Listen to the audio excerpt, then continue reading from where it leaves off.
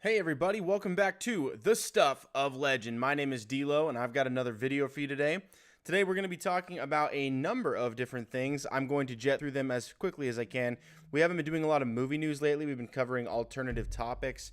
There hasn't been much movie news until recently, and a lot of it actually happens to be TV show news. So we'll get into that right now. Let me just go ahead and show you the first one and we can get going. But first, I wanted to say hey. So, in case you guys hadn't noticed, I've got a little bit of a new setup here. For those who haven't been watching consistently, make sure to subscribe to the channel so you can stay up to date with all the news and the things that are going on. I've taken a lot of breaks recently, and I apologize for that, but things have just gotten really busy with work, with home, with church, with a bunch of stuff that's been going on. But it's all good things, and that's very good. But I also wanted to encourage you guys. I'm planning certain things for this channel, and I want to make sure that I'm available to you guys, for everyone that's subscribing, for everyone that's watching this video. I care about you guys a lot.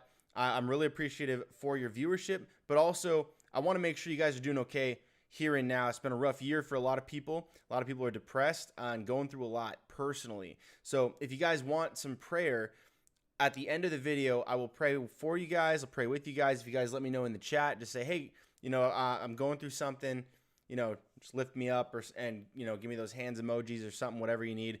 I'll pray for you here on the live in the video. So let me know if you need anything. I'll do what I can to help, because I care about you guys. And we'll talk about some stuff. I'll give you guys my honest opinions about everything that we get through here, because there's a lot going on. A couple of things canceled and a few things that have been confirmed, verified. They are going to kick into production at some point soon, if not already in production projects. And then some interesting news we'll get into towards the end, which is going to be one of the things you probably clicked into this video for, which is Gina Carano versus the world. And we're going to talk about that and just the woke culture that's trying to cancel her for literal nonsense. And I'll talk about that later. So without further ado, let's go ahead and get into the news. All right, first up, this one is really sad for me. The Dark Crystal Age of Resistance is canceled at Netflix, and I heard this one. I had to cover it because I know a lot of people didn't watch this one. In fact, that's one of the things that is rumored to be why it was canceled in the first place, because the quality of this show was unbelievable. The balance between practical, like puppetry, and physical props, and then the perfect blend of CGI was absolutely flawless. There was some scenes where you could clearly tell, you're like, okay, that is CGI, but it's beautiful CGI. And then there was scenes where you actually had no idea that what you were looking at wasn't tangible, because they did such brilliant work with the puppets and the backgrounds.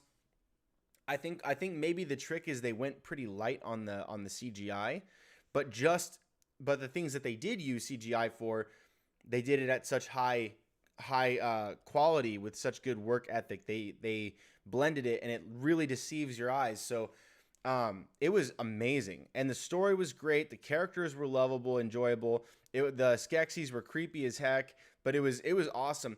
I'm really bummed about this one. I liked what they did. I love the world they created here, and obviously it's an older concept. I never saw the film from, I think it's the 80s. The Dark Crystal. This is called The Dark Crystal Age of Resistance, and unfortunately, I fell in love with this one, and I was really looking forward to where they were going with season 2. I won't spoil it. Check it out if you can, if you have Netflix. And a lot of people are canceling right now, so hey, it is what it is. But either way, the show is the latest one and done project at Netflix. I'm going to go ahead and read this for you. The Dark Crystal Age of Resistance canceled on Netflix. I'll read you a little bit because, it pretty much it is what it is. But there's a comment made here by one of the people working on the project. I'll read it for you right here. The streamer will not go forward with the show, a prequel to Jim Henson's 1983 movie produced by his namesake company. News of the cancellation comes just 2 days after the show won an Emmy for its outstanding children's program. I would not show my children this. It is really creepy. It's creepy as heck. It's very Lord of the Rings-esque, but less kid-friendly than Lord of the Rings. And But I really enjoyed it. I love it. I love fantasy fiction, so for me that was a big win. My wife got so creeped out by it, she stopped watching after episode 2. I loved it though. And it says, we can confirm that there will not be an additional season of The Dark Crystal Age of Resistance, said executive producer Lisa Henson. We know fans are eager to learn how this chapter, the Dark Crystal saga, concludes, and will look for ways to tell that story in the future. Our company has a legacy for creating rich and complex worlds that require technical innovation, artistic excellence, and masterful storytelling. She's not kidding. It's really good. Our history also includes productions that are enduring, often finding and growing their audiences over time, and proving again and again that fantasy and science fiction genres reflect eternal messages and truths that are always relevant. We are so grateful to Netflix for trusting us to realize this ambitious series. We are deeply proud of our work on Age of Resistance and the acclaim it has received from fans, critics, and our peers, most recently receiving an Emmy for Outstanding Children's Program. Now, Netflix said in a statement, we are grateful to the master artists at the Jim Henson Company for bringing the Dark Crystal Age of Resistance to life for fans around the world. We're thankful to the executive producers Lisa Henson and Hal Stanford and Louis, I think it's Louis, maybe Louis Leterrier, there it is, Louis Leterrier, I think it is, who also directed all episodes, as well as the writers, cast, and crew for their outstanding work. And thrilled they were recognized with the Emmy this weekend. Age of Resistance featured A-list cast that included Lena Headey, Anya Taylor-Joy, Taron Egerton, Mark Hamill, Jason Isaacs, Simon Pegg, and Nathalie Emmanuel. The series premiered on August 2019 to positive reviews including from The Hollywood Reporter, but one source close to the streamer recently characterized it as an expensive disappointment. So I won't read past that. I'm pretty sure that's the bottom of the article anyway. But that right there, I think, sums up exactly what it was. Even though it was masterfully done, it appears that it did not draw in enough crowd or viewership to justify putting that much money on a project for a second season. And I think that's why it got canned. Unfortunately, it did not get the attention that it deserved. That bums me out. It was really freaking good. And I know a lot of you guys have spoken to me. We've talked about this, many of us, me and like Nerdy Blurb from Nerdy Blurb TV, Ryan.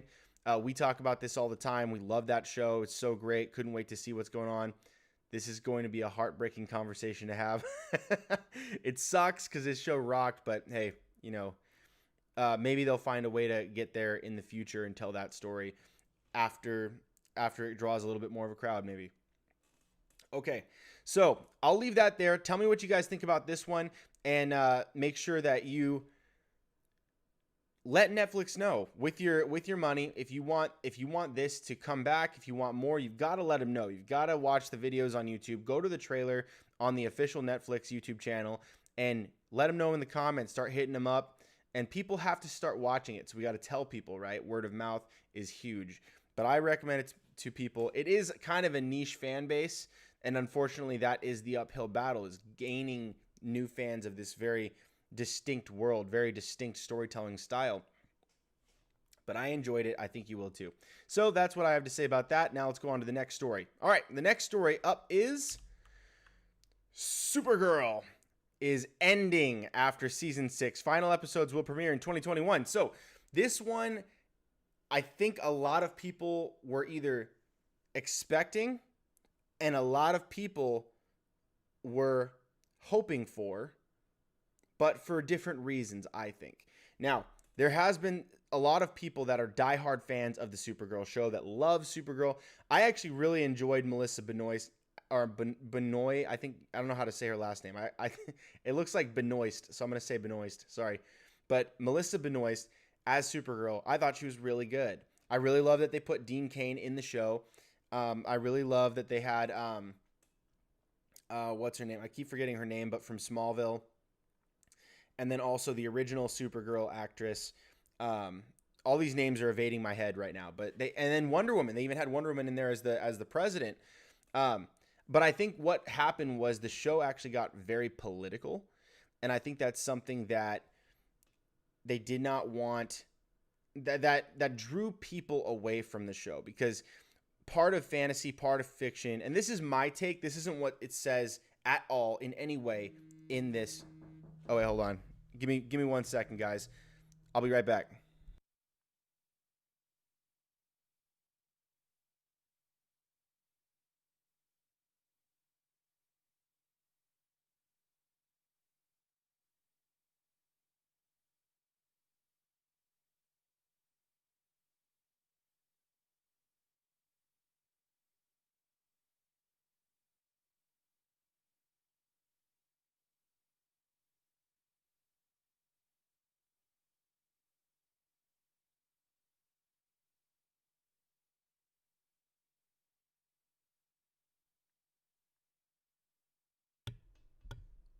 Hey guys, sorry, I had to let my wife back in. She was hanging out with some friends and she forgot her keys, so I had to open that back up for her. I think that's the first Be Right Back I've ever done on my show, so that's kind of fun. All right, so thank you so much for your patience. Jumping back into where I left off about Supergirl, I was saying that a lot of people jumped off because they were turned off by the politics that were very heavily inserted one-sided in this show. There's plenty of shows that get political, but more often than not, you have some representation of one side, the other side, a nuanced, middle ground side, people that don't care. You have a bit of a mix so that it doesn't feel like an attack on one side. And there was a lot of people that really were excited for Supergirl, a show about Supergirl, and then they got in there and then they were like, this really isn't for me, because it's actually it feels like a personal attack on my worldview. And which is a bummer, because the whole point of fiction and fantasy is escapism, right? It presents you with not just a story with plots and twists and turns and adventure that unfolds and you get to learn that story, but beyond the story, these stories present a world, right? And you get to escape into these worlds where, where you get to be a vigilante, or you get to be larger than life or bigger or extra human, right? You get to be something and somewhere that you are not in reality. And unfortunately, Supergirl felt the need to bring everybody into a world that is heavily political and on one side of a political argument that really isn't shared by even a majority. And that's a bummer, because there is a place for that, but unfortunately, they chose the superhero genre to make that happen, and I think that shows a lack of understanding, really, for, I think, maybe what they were going for. They're trying to show a strong female character, which almost everybody wants. But then, instead of showing a strong female character, they tell you she's a strong female character, and then they tell you and tell you and tell you and tell you over and over and over, and that it feels like preaching when people really don't want that. They just want to escape. And instead of doing that, we'll get to the end. At the end of this video I'm going to make right now, which we are making right now, we're going to talk about what a real strong female character looks like and what a real strong woman looks like in real life with Gina Carano. And so I'll show you the contrast there, and then the contrast even within the Star Wars world and how those characters are presented. But it's one thing when the story is telling you that you need to get on board with this, and this. There's a laundry list of things you're supposed to agree with, or you're a bad person, which is what the show tends to do. Believe me, I actually watched up until the first 2 episodes, I think it was, of season 4 for Supergirl, and then I had to stop. I couldn't do it. I was like, this. By episode, I think it was 5 of season 1, I was already feeling like it wasn't for me, which is a bummer, because I really liked Melissa Benoist. I thought she was great. I thought the supporting cast was great. Martian Manhunter was awesome. Mon-El, everybody was great. And even the other side characters, I thought were wonderful. The sister, the nerdy, what's his name again? The nerdy guy, white guy. Anyway, he sings really well. That guy. Anyway, I really enjoyed a lot about the show, but I didn't enjoy the show because I felt like the show did not want me there. And that was a bummer. And a lot of people felt the same way that I did. And unfortunately, it looks like CW is saying either enough because people aren't really tuning in. I mean, there's plenty of diehard fans that are watching nonstop, but I think it's just them. You don't get a lot of the casual viewers are not turning out for this show. This is similar to what happened with Batgirl, except for there's a much bigger fan base for Supergirl than there is for Batwoman. And let's read this article. And that's my take. That's not what's happening. That's just my thoughts on kind of what is going on here. But and you can see that people do want female hero lead characters in plenty of things, especially in TV shows. There's been plenty of those that have done really remarkably well. And I made a video on that as well. But let's just go ahead and read this real quick. The Girl of Steel is taking her final flight. Supergirl, the show, will end after season 6. The CW has announced the upcoming 6th season and final season will begin production later this month in Vancouver and is set to premiere in 2021. The final season will consist of 20 episodes. Filming on season 5 was interrupted by the COVID-19 pandemic after 19 episodes had been produced, making it the shortest season of the superhero franchise to date. Like the majority of the Arrowverse, season 5 ended on a narrative cliffhanger thanks to the pandemic, with Lex Luthor defeating Leviathan and the Luthor family set to pose an even greater threat to the world in season 6. We'll likely see more of Jon Cryer's Lex and the rest of the Luthor clan in 2021, possibly paving the way for some of the characters to transition over to the CW's upcoming Superman and Lois spinoff. And we will talk about this. This is actually one of the topics we're going to talk about is the Superman and Lois spinoff. Big news. That's a big announcement. We've known about it for a little bit, rumor, but now there's an actual season order for the first season. So, I'm sorry, I think it's a pilot order. They actually have that going. So then, anyway, we'll get to that article. I'll clear that up in a second. The new series will star Tyler Hoechlin and Elizabeth Tulloch as the titular couple, or the titular. I don't know how to say the titular. I need to learn some of these words, man. Who were both introduced on Supergirl. So basically the Superman from Supergirl and the Lois from Supergirl are going to be the Lois and Clark from this upcoming show. And unfortunately, they suggest something that I don't think is the case. Or maybe it's this secondary. I have a secondary article here that shows kind of like what they think is going on here, which I do not see to be the case. But they suggest that it's possible that with Superman getting a show, that there's not going to be enough room to have a Supergirl and a Superman show. What are they going to do if they have Superman? Can they not survive with Supergirl? I think that's one of the dumbest ideas in the world, that if you have Superman, that it automatically cancels out Supergirl or makes her irrelevant. Yes, she is a tokenized character, a tokenized version of Superman, but it doesn't change the fan base. So like if you have a sufficient fan base for Supergirl, which apparently they probably don't, or they don't have enough faith that will last, I think it would work. Or you could even have Supergirl remain as a recurring character in one of the other shows, or in all of the other shows. You could even have her bounce around from all the other seasons, which, you know, she might not want to do. Melissa Benoist might not want to do that. It could also be due to the fact that she's now married, and maybe she's trying to shift her priorities from something that's so time consuming and keeps her so busy. Maybe she was going to want to transition into like movies where, you know, you spend a few months, but then you have plenty more time off. You can be with your family, I think, considerably more now that she's married.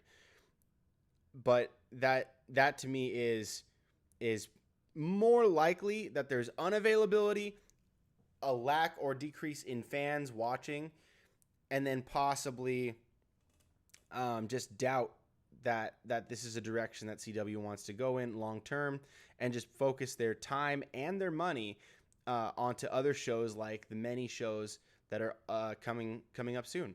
So like Lex Luthor there's no confirmation whether or not John Cryer's Lex Luthor is going to be the Luthor, or even Lena from these shows going into the Superman and Lois spinoff. We don't know that yet, but it would be pretty cool. I mean, I'm not a huge fan of John Cryer's Lex. I saw him in the crossover because, again, I didn't watch season 5 of Supergirl. I didn't even watch most of season 4. So I never got a chance to really dive in and see his full story, but I did see him in the crossover. To me, the quintessential Lex Luthor is, without a doubt, Michael Rosenbaum, to a degree of actual perfection in the character. Like, it actually made the character for me in a way that only the Justice League animated series had done previously. So I'm like, my standard is the top tier Lex Luthor. And I know people have love for, some of the older versions of Lex, or like, what was the, 2004, was it? 2000, I can't remember when it was. There's the Brandon Routh and, dude, names are slipping my mind today. I'm usually on my game with this, but you guys, I'm gonna do that Joe Biden thing. You know the thing. You know the thing. No, I'm gonna have to find it for you guys. Hang on, give me 2 seconds. Lex Luthor actors. Let's just settle this. And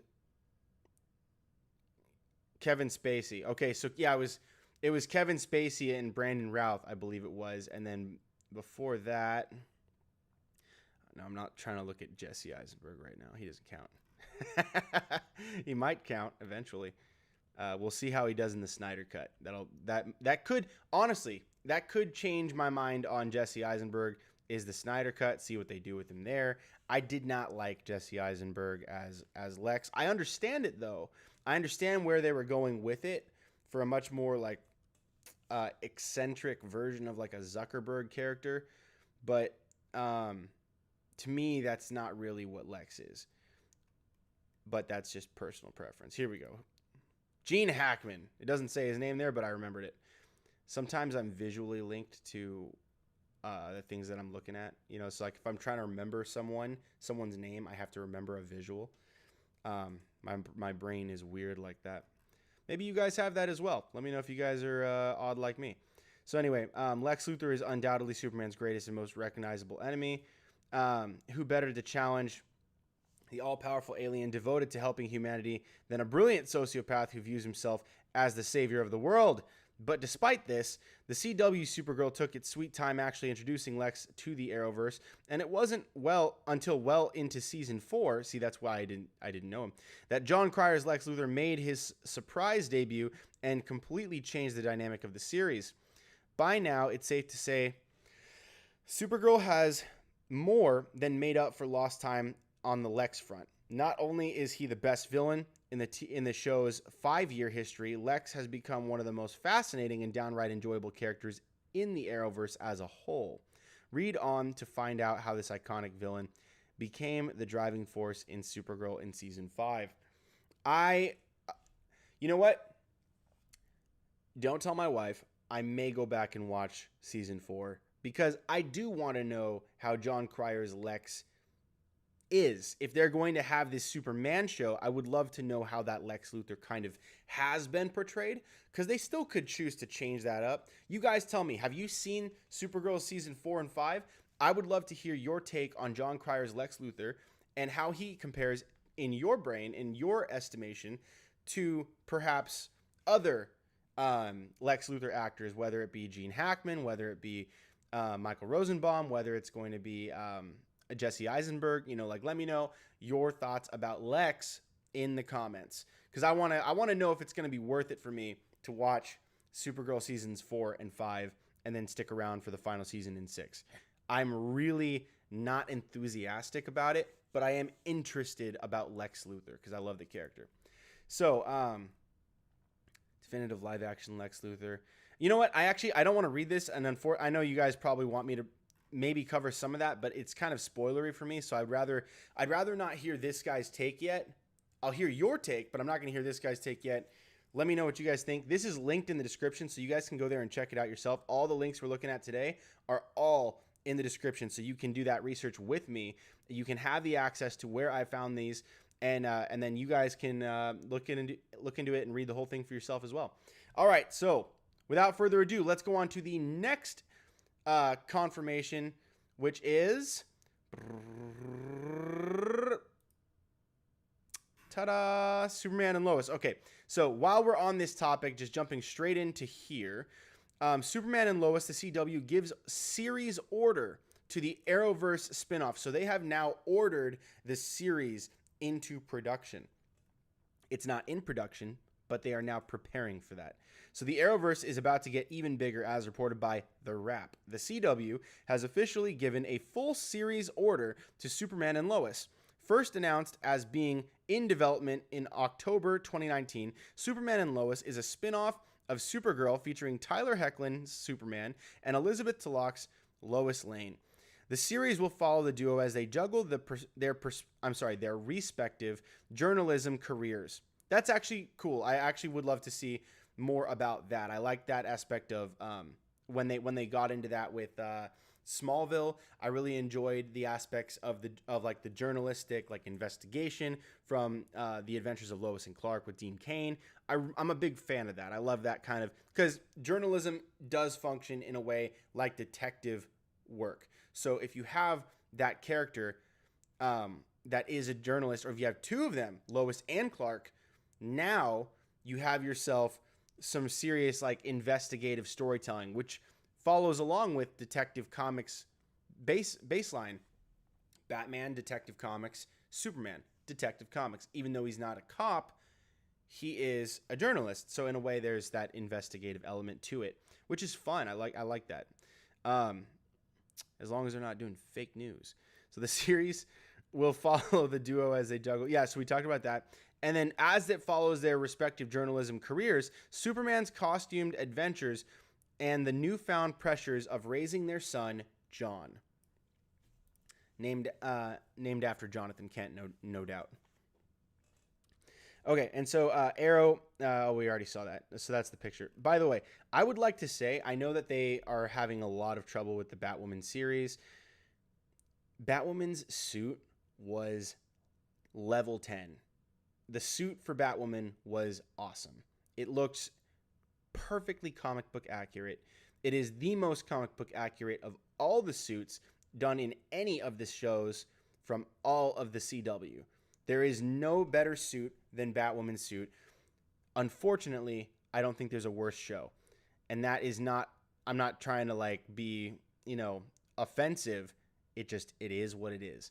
They are having a very rough time, because I am not the only person that is saying that. And most people who believe that don't say it. They also don't watch. Or they stopped watching. So the new series is produced by Berlanti Productions, which will be written and executive produced by Arrowverse veteran Todd Helbing. No other casting announcements have been made. We recently asked John Cryer, the guy who's playing Lex, if he'd be interested in reprising his role as Lex Luthor for the series. But Cryer is remaining mum about Lex Luthor's future. All I can say is it's absolutely a show I will watch, but I have no idea, said Cryer. It was very funny because I was shooting the very last of the crossover stuff, and I was under the impression that Tyler Hoechlin was done. He says, and I get out of the plane, and there's Tyler. It was right after they had announced his show, and I was like, oh my God, wait, what is that? What does this mean? But it's so funny because I don't know what it means. Nobody has said a word to me about that show. Okay, so he's denying that he's been contacted at all about the show. I'm guessing that they're probably going to start with some low-level villains or some oddball villains. In fact, I'll be honest, even though Superman is a top-tier villain, top-tier powerhouse superhero, his villains tend to be top-tier powerhouse villains, the best ones he has are often human, or often significantly more vulnerable than he is, because it shows his intrinsic faith in morality and in not necessarily God, but that he has a moral code which he will not break because it's part of who he is as a character. And so it forces him, like when he has a bank robber, criminal or something, if he's got really smart bad guys like Lex, they trap him, they pin him, and he has to overcome a lot of oftentimes moral obstacles that he's got to get through, like choosing between stopping the freight train and the bomb, right? You know, and it's kind of like, you know, puts him in these dilemma scenarios. But as a reporter, they can do this as well. They can have a lot of the crime being fought can actually be very like low key undercover stuff. The episodes can often be like him versus the criminal versus, you know, exposing crime that is hidden through the war of journalism, you know. So he could actually do that, and that would be just as interesting to me, honestly. I would still love to see Superman action, love to see the powers and some really good CGI, some fight scenes that are epic. But really truly, it would be a lot.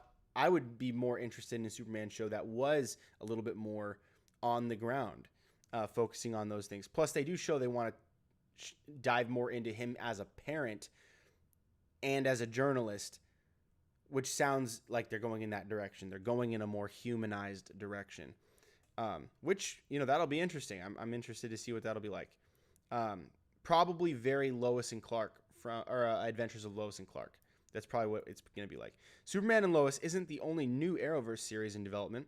The penultimate episode of Arrow will also serve as a backdoor pilot for Green Arrow and the Canaries, a spinoff starring Catherine McNamara's Mia Queen, Katie Cassidy's Laurel Lance, and Juliana Harkavy's Dinah Drake.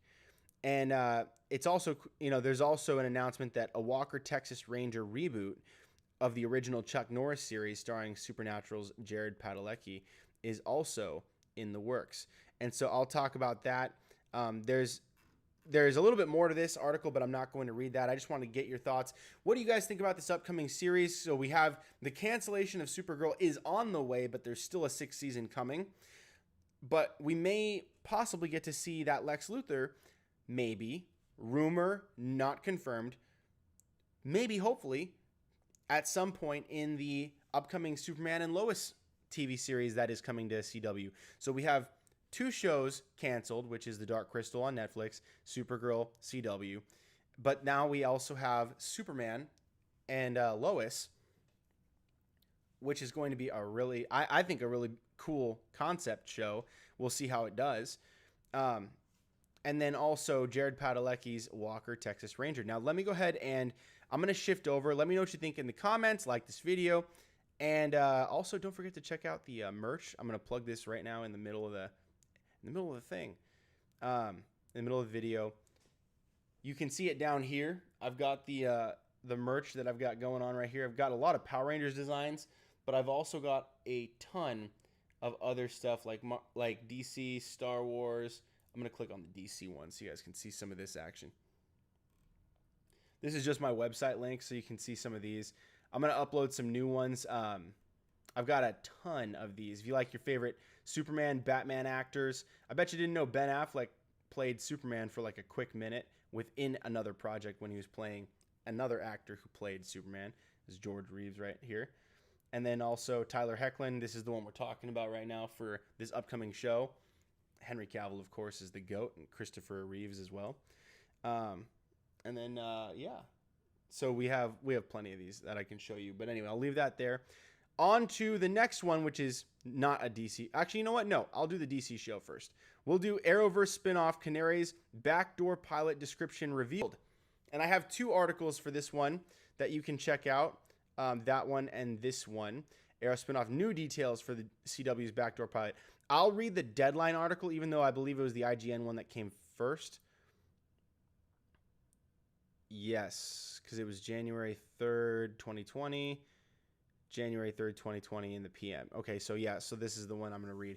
This one had some new details from the Deadline report. It says here, we're getting a better idea of what CW's backdoor pilot for its Arrow spinoff is going to look like. The network shared an official description today for the episode starring Catherine McNamara, Katie Cassidy, and Juliana Harkavy. In the January 21 episode titled Green Arrow and the Canaries, it's the year 2040 in Star City, and Mia Queen, who played by McNamara, has everything she could ever have wanted. However, when Laurel Cassidy and Dinah, played by Harkavy, suddenly show up in her life again, things take a shocking turn and her perfect world is upended. Laurel and Dinah are tracking a kidnapping victim with direct ties to Mia, and they need her help. The synopsis continues, knowing it will change everything, Mia can't help but be a hero, and she, Laurel, and Dinah suit up once again to save the city. Tara Miele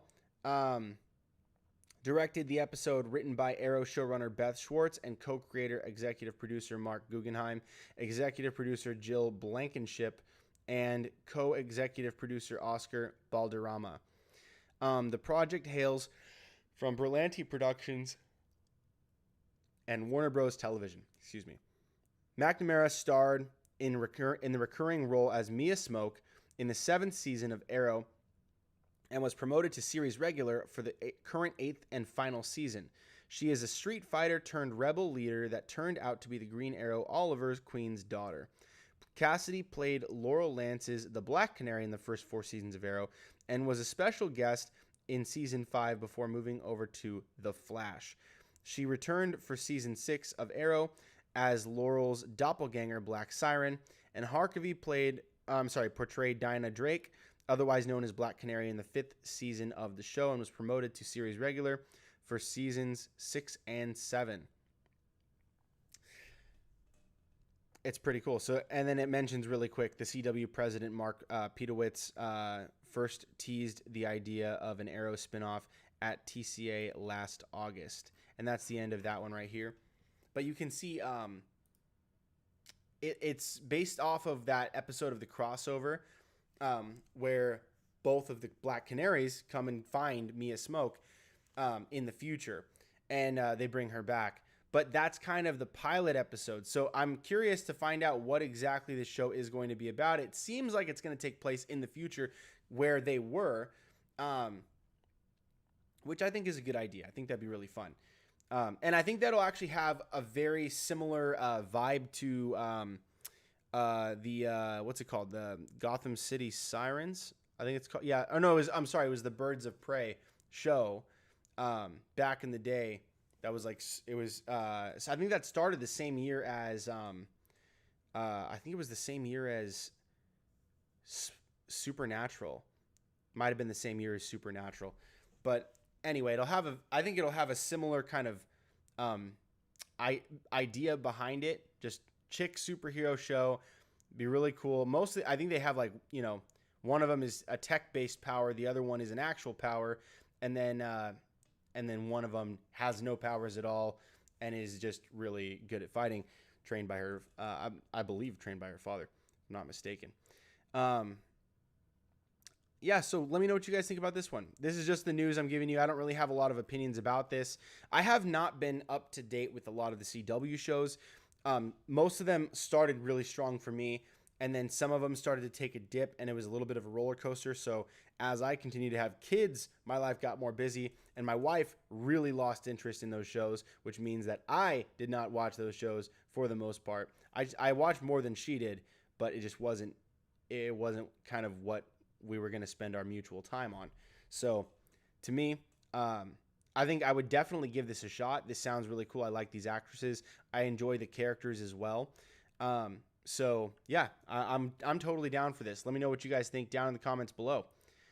All right, Arrow spinoff, and this is the other article, just in case you wanted to check it out. This just refers back to almost exactly what the other article had shown about Crisis on Infinite Earths. Yeah, that's pretty much it. But the other article was more updated, but I've got both of them here for you, linked in the description. And now we're talking about Jared Padalecki to star in Walker, Texas Ranger reboot. I love this idea. I really like this one. I was a huge fan of the Walker, Texas Ranger show. I had the whole series on DVD. I still do, actually. I still have it. It's over there on my. You can't see it, but it's on my shelf to my left. I love Walker, Texas Ranger. I love the whole concept. It's just law and order, and and it had good morals. I'm really hoping that CBS allows that to stay the feel. It doesn't have to be nearly as cheesy as Walker Texas Ranger was, which it really was. It really was quite cheesy, but I hope they can find a way to keep the similar spirit of good, right? It's a good guy, a good cop, a good ranger, a Texas Ranger, and he's out there, and he's kicking some serious butt, but he loves people. He's not trying to start anything, but he's here to make sure that nobody gets hurt when other people do start things, and he shuts it down, and he's really good at that. So I hope that that's the case. I can't wait to see what they do with Jared Padalecki. Is it going to still be martial arts oriented, or is it just going to be about a guy who's like really tough and tough and rumbling and that sort of thing? So let's read this article and just see what they have to say. CBS TV Studios is developing the project based on the 1990s staple that starred Chuck Norris. Supernatural star Jared Padalecki has lined up his next TV project. The actor, whose long-running CW series, I'll put this up so you can see his face. The long-running CW series will end in 2020 and is set to star in a reboot of Walker, Texas Ranger that is in the works at CBS Television Studios. The new project, called Walker, is an update of the 1990s staple that starred Chuck Norris as the title character. Anna Frick from Valor and Being Human is writing the update and will executive produce with Padalecki, Rydebacks Dan Lin from Fox's Lethal Weapon, and Lindsay Libertor and Dan Spilo. CBS TV Studios is shopping the project to potential buyers. I'm guessing probably like it could be Netflix, it could be whoever else may want to pick it up. But I believe they also have CBS All Access. Like you can just get it like a subscription. So I'm sure it'll be on both platforms. I imagine they won't create a project they don't want on their platform, but we'll see what happens with that. Padalecki will play Cordell Walker. Yes. So he is playing the same character that Chuck was. So Padalecki will play Cordell Walker, a man finding his way back to his family while serving in Texas' most elite law enforcement unit. A widowed father of two, Walker returns to his home in Austin after 2 years of undercover work. On a high-profile case, only to discover there's more work to be done at home. As was the case in the original series, Walker will have a female partner who is one of the few women to serve in the Texas Rangers. Walker Texas Ranger ran from 1993 to 2001 on CBS, and the network revisited the show in a 2005 TV movie. It put up solid ratings throughout its run, ranking in the top 25 among total viewers 4 times in 8 full seasons. Padalecki, a Texas native, has spent the past 15 years starring with Jensen Ackles on Supernatural. The show is set to begin its final season on the CW on October 10th. It's pretty cool because Jared Padalecki is from Texas, and he's dude. If you guys have seen Supernatural, it is a really sick show. It has some horror elements to it. So like if you don't want to see anything that is remotely scary, you feel like you might be a little bit sensitive to that. I myself am sensitive to that kind of thing. I usually don't watch any horror genre anything, but I did watch Supernatural. I watched Brightburn.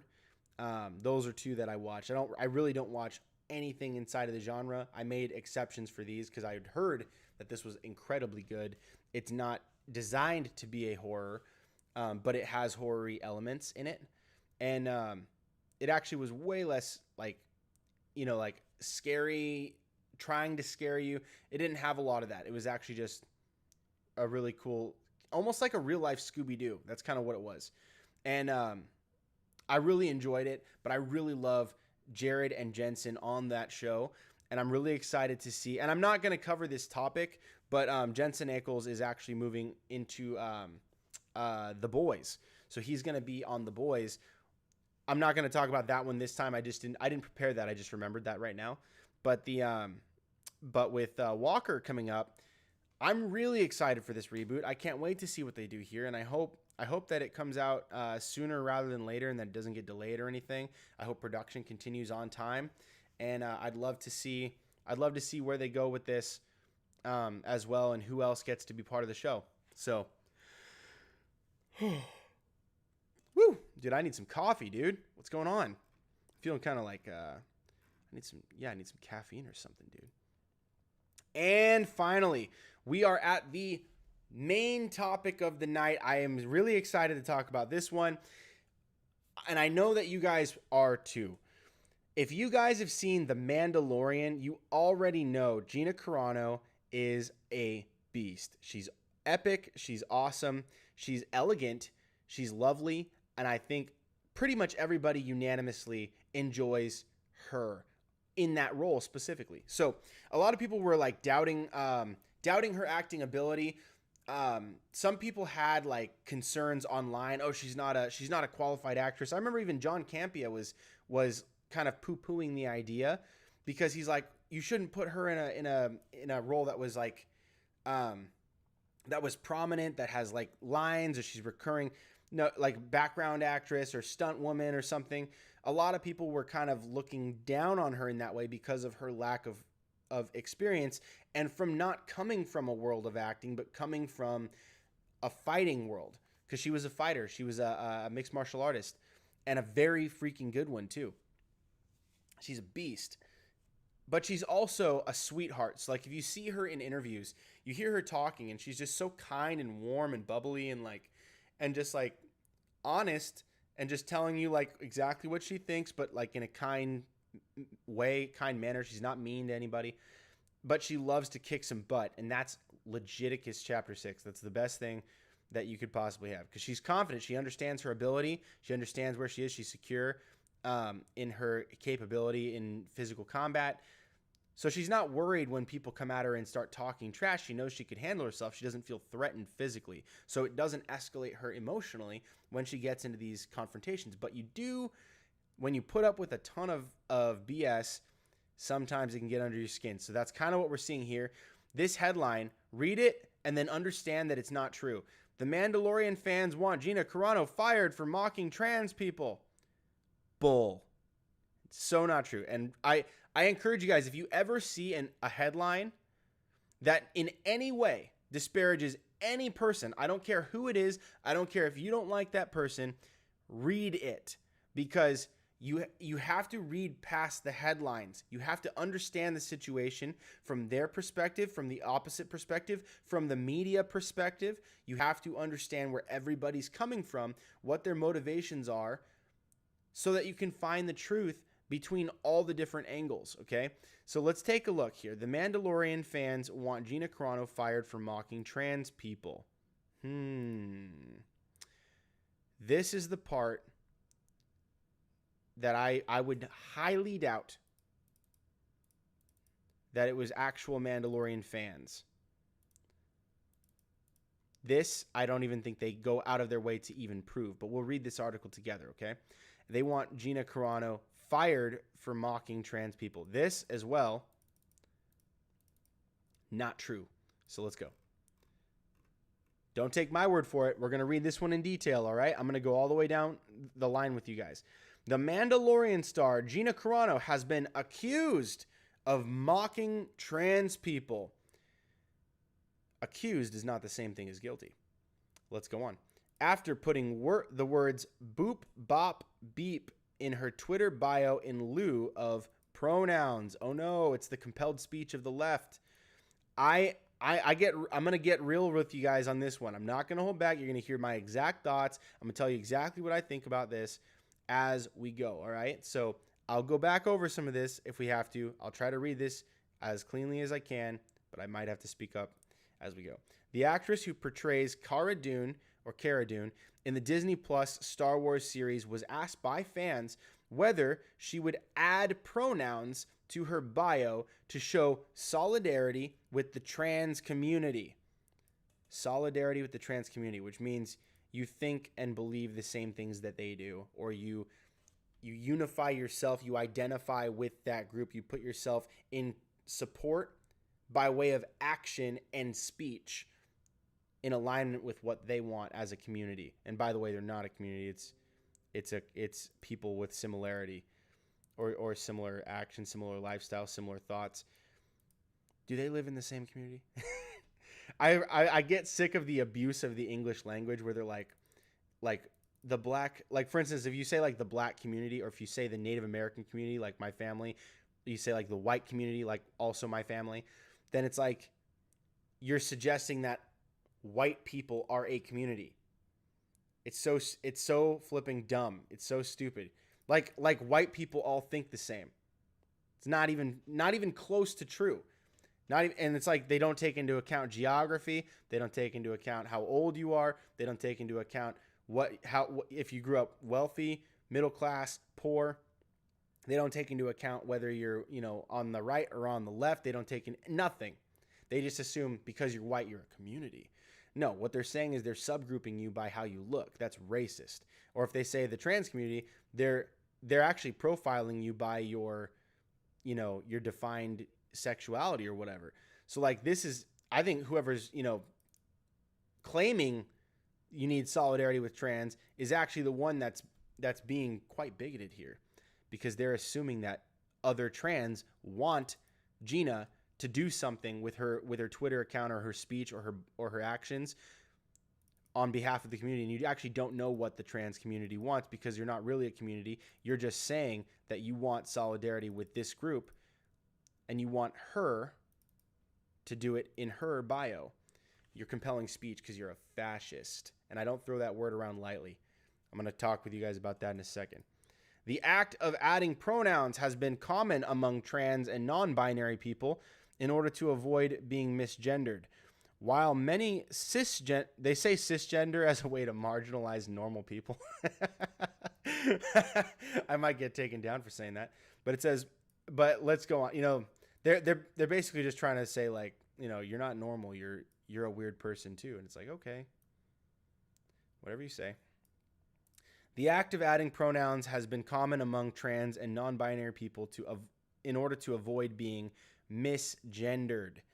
And for those who don't know, that's when someone believes that their gender is somehow not exactly the same thing as their sex, because they actually want to define their sexuality as a gender, even though they say that sexuality and gender are not the same.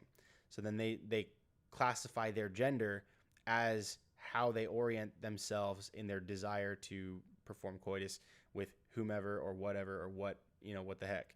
So that it's like it's their own perspective on themselves, but they expect you to know it and to use that, even if you've never met them, you know nothing about them.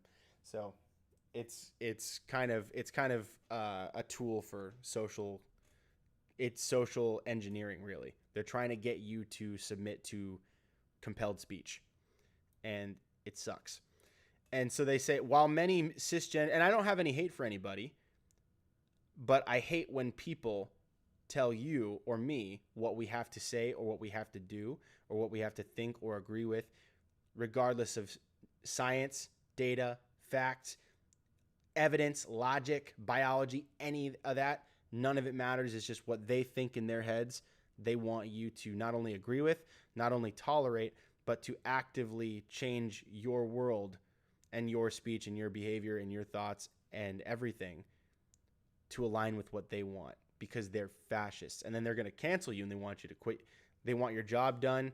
They want you to lose everything in your life. They want your reputation slandered and libeled. And that's what they're doing to Gina. But Gina is a strong female. And I'm not saying this disparagingly. She's a strong female. She's a woman. She's a real woman. She's a person that knows who the heck she is, what the heck she believes in. And she says, listen, gracefully, she's just like, I'm sorry. Like, not that she's apologizing, but she's just saying, look, you do you, I'm doing me. Sorry that you're offended. That's kind of the thing. So, and watch how this plays out. I'm going to read this again because I keep interrupting myself. The act of adding pronouns has been common among trans and non-binary people in order to avoid being misgendered, while many cisgendered people have also included them to show support for the community. So basically, a lot of people that are scared of the mob give in and just do what they're told to do. And that's what happens with most people, because most people are cowards. But you have this. One user tweeted to Carano that her co-star Pedro Pascal had included them, while also accusing her of liking tweets that mock the act of adding pronouns. Let's read that again. One user tweeted to Carano that her co-star Pedro Pascal had included them. So basically they're like, Pedro did it, why aren't you doing it? And then also they accused Gina of liking tweets that mock the act of adding pronouns. Well, is it stupid? Then yes, it is stupid. It's like if she thinks it, even if it's not stupid, like even if it's not universally, like objectively stupid, if she thinks it's stupid, what gives you the right to tell her that it's not stupid? What gives you the right to demand that she agree with you that it's not stupid? These people are insane. And they have no compassion. They have no understanding. They don't even care about Gina Carano. They don't care at all. In fact, this is what they do. This kind of person is a fascist. They get their whole respect in life is not true respect, but it's fear. They impose fear on you. They suggest that they're going to cancel you. I'm going to get you in trouble if you don't do exactly what I say. These are the people, these are the little kids in Walmart that would go find another kid and kick them in like the grocery aisle, or when you're at in the checkout stand. They're over here, they're taking stuff off the shelves and they're just dropping it on the floor. And then when you say something, or like if someone says anything and that kid just like throws a tantrum, this is that person grown up. This is what happens to the kid at Disneyland that's on a leash, right? Like when you're in Walmart and you see that kid on a leash, this is that kid grown up, because instead of the parent getting their kid in line being like, hey, I told you to stay by my side, what are you doing? They were like, oh, we just can't stop him. We don't know what to do. So we're just going to they put him on a leash and they let him run loose. And he's like grabbing stuff. They're like, no, it's okay. And they just like gently tug on the rope because they're too cowardly to tell the kid, knock it off. You can't do that. And you can't act like an animal and mistreat everybody and make a mess and that sort of stuff. No, but these people come onto Twitter and they want to make a mess like this. This whole story actually gets me really excited. I know I don't sound like giddy, but this really does make me really excited because it's a story of victory, actually. I'll show you what I'm talking about. And so she says, yes, Pedro and I spoke, and he helped me understand why people were putting them in their bios, the actress replied. I didn't know before, but I do now. So she acknowledges that when she was saying she's not going to do it and when she was liking stuff about people adding their gender in it's like, if you look like a beautiful woman, like, and you are, you really look like that, people aren't guessing. There's an actual biological design for women that is different than the biological makeup of a dude. The shaping is different. The jaws are different. Head shapes are different. Foreheads are different. Shoulders are different. Necks are different. The height ratio to head height ratio to full body height ratio is different on a man than it is to a woman. Hands are different. There's so many biological indicators that are different than just like long hair, short hair, wearing makeup. It's not the same. There's differences.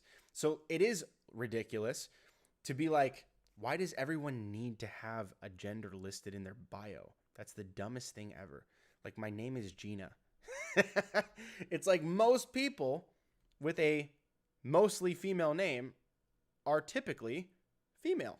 Like, why do you have to, and so, but it's because people like to pretend that there's differences and they, they go off on the gender spectrum and stuff like that. It's utter chaos that is not grounded in biology whatsoever. And she knows this. And so then she goes like this. I'll read you the whole thing again, but from her actual tweet. She says, yes, Pedro and I spoke, and he helped me understand why people were putting them in their bios. So she talked to Pedro Pascal, the Mandalorian. She's like, look, why do you even put that in there? And he's like, well, because, there's an angry Twitter mob and they come after you. They want to cancel you. They'll take your job if you don't do it. So if they tell you to do it, you should probably just do it. And she's like, why? And he's like, well, I mean, because Hollywood is incredibly, they basically, the mob controls Hollywood and it's all about money. So if you cost the company money, the company's going to fire you because the company cares more about the mob than you. So even though we're an employee and we're making them money, we're really also going to be responsible for the loss of that money if those, angry people online continue to cost us revenue. So we just do what we're told by the mob. We don't ever stand up for ourselves. And so she's like, I get it, but that's not me. And so then she goes like this: I didn't know before, but I do now. I will not be putting them in my bio, but good for all of you who choose to. So she's basically saying, like, listen, good for you. You guys do you. I'm going to do me. I don't do that. I'm not going to be doing that. I don't need that.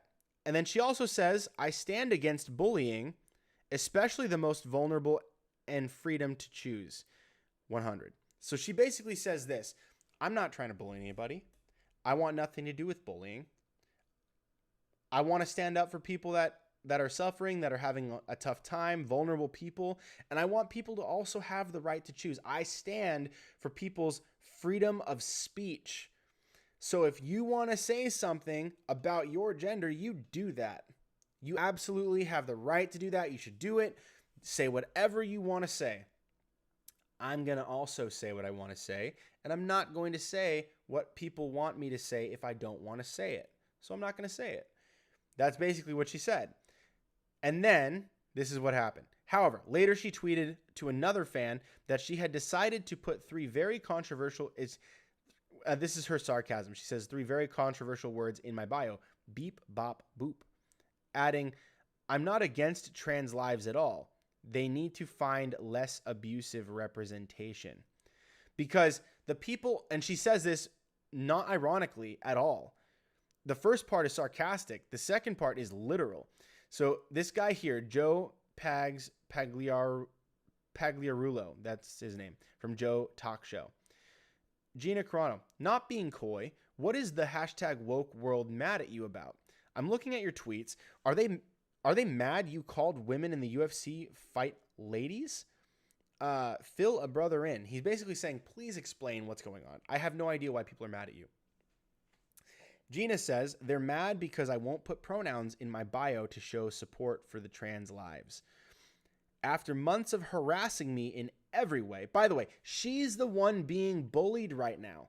This is the idiocy of these psychos that are out there on Twitter. Twitter is a horrible place, people. Like in The Lion King, when Mufasa is showing Simba, he's like, look out there, Simba. Everything the light touches is our kingdom. What about that shadowy place over there? That's Twitter. Never go there, Simba. Like that's pretty much what happens. So it's Twitter. Twitter is the dark land with the hyenas, and all these people online on Twitter are heckling hyenas, and they're psychos. Don't go there. I'm on Twitter. I have a Twitter. I hate being on Twitter. It's a nightmare. People are there literally just to troll all day long, and it's the worst people. It's the worst. But celebrities like Gina Carano and I'm not a celebrity, but I have a show, right? And if you want to promote, you have to promote everywhere you have the ability to promote in order to get more eyes on your content. So, and this one, I'm sure this one's going to go well for me, but who cares? It's the truth. So Gina Carano says, they're mad because I won't put pronouns in my bio to show support for trans lives. After months of harassing me in every way, I decided to put 3 very controversial words in my bio. Beep, bop, boop. I'm not against trans lives at all. They need to find less abusive representation. She put that there because day and night and day, all day long, these idiots constantly troll people so that they can just convince you that you're a bad person if you don't do exactly what they say right here, right now. I want it. Me, mine.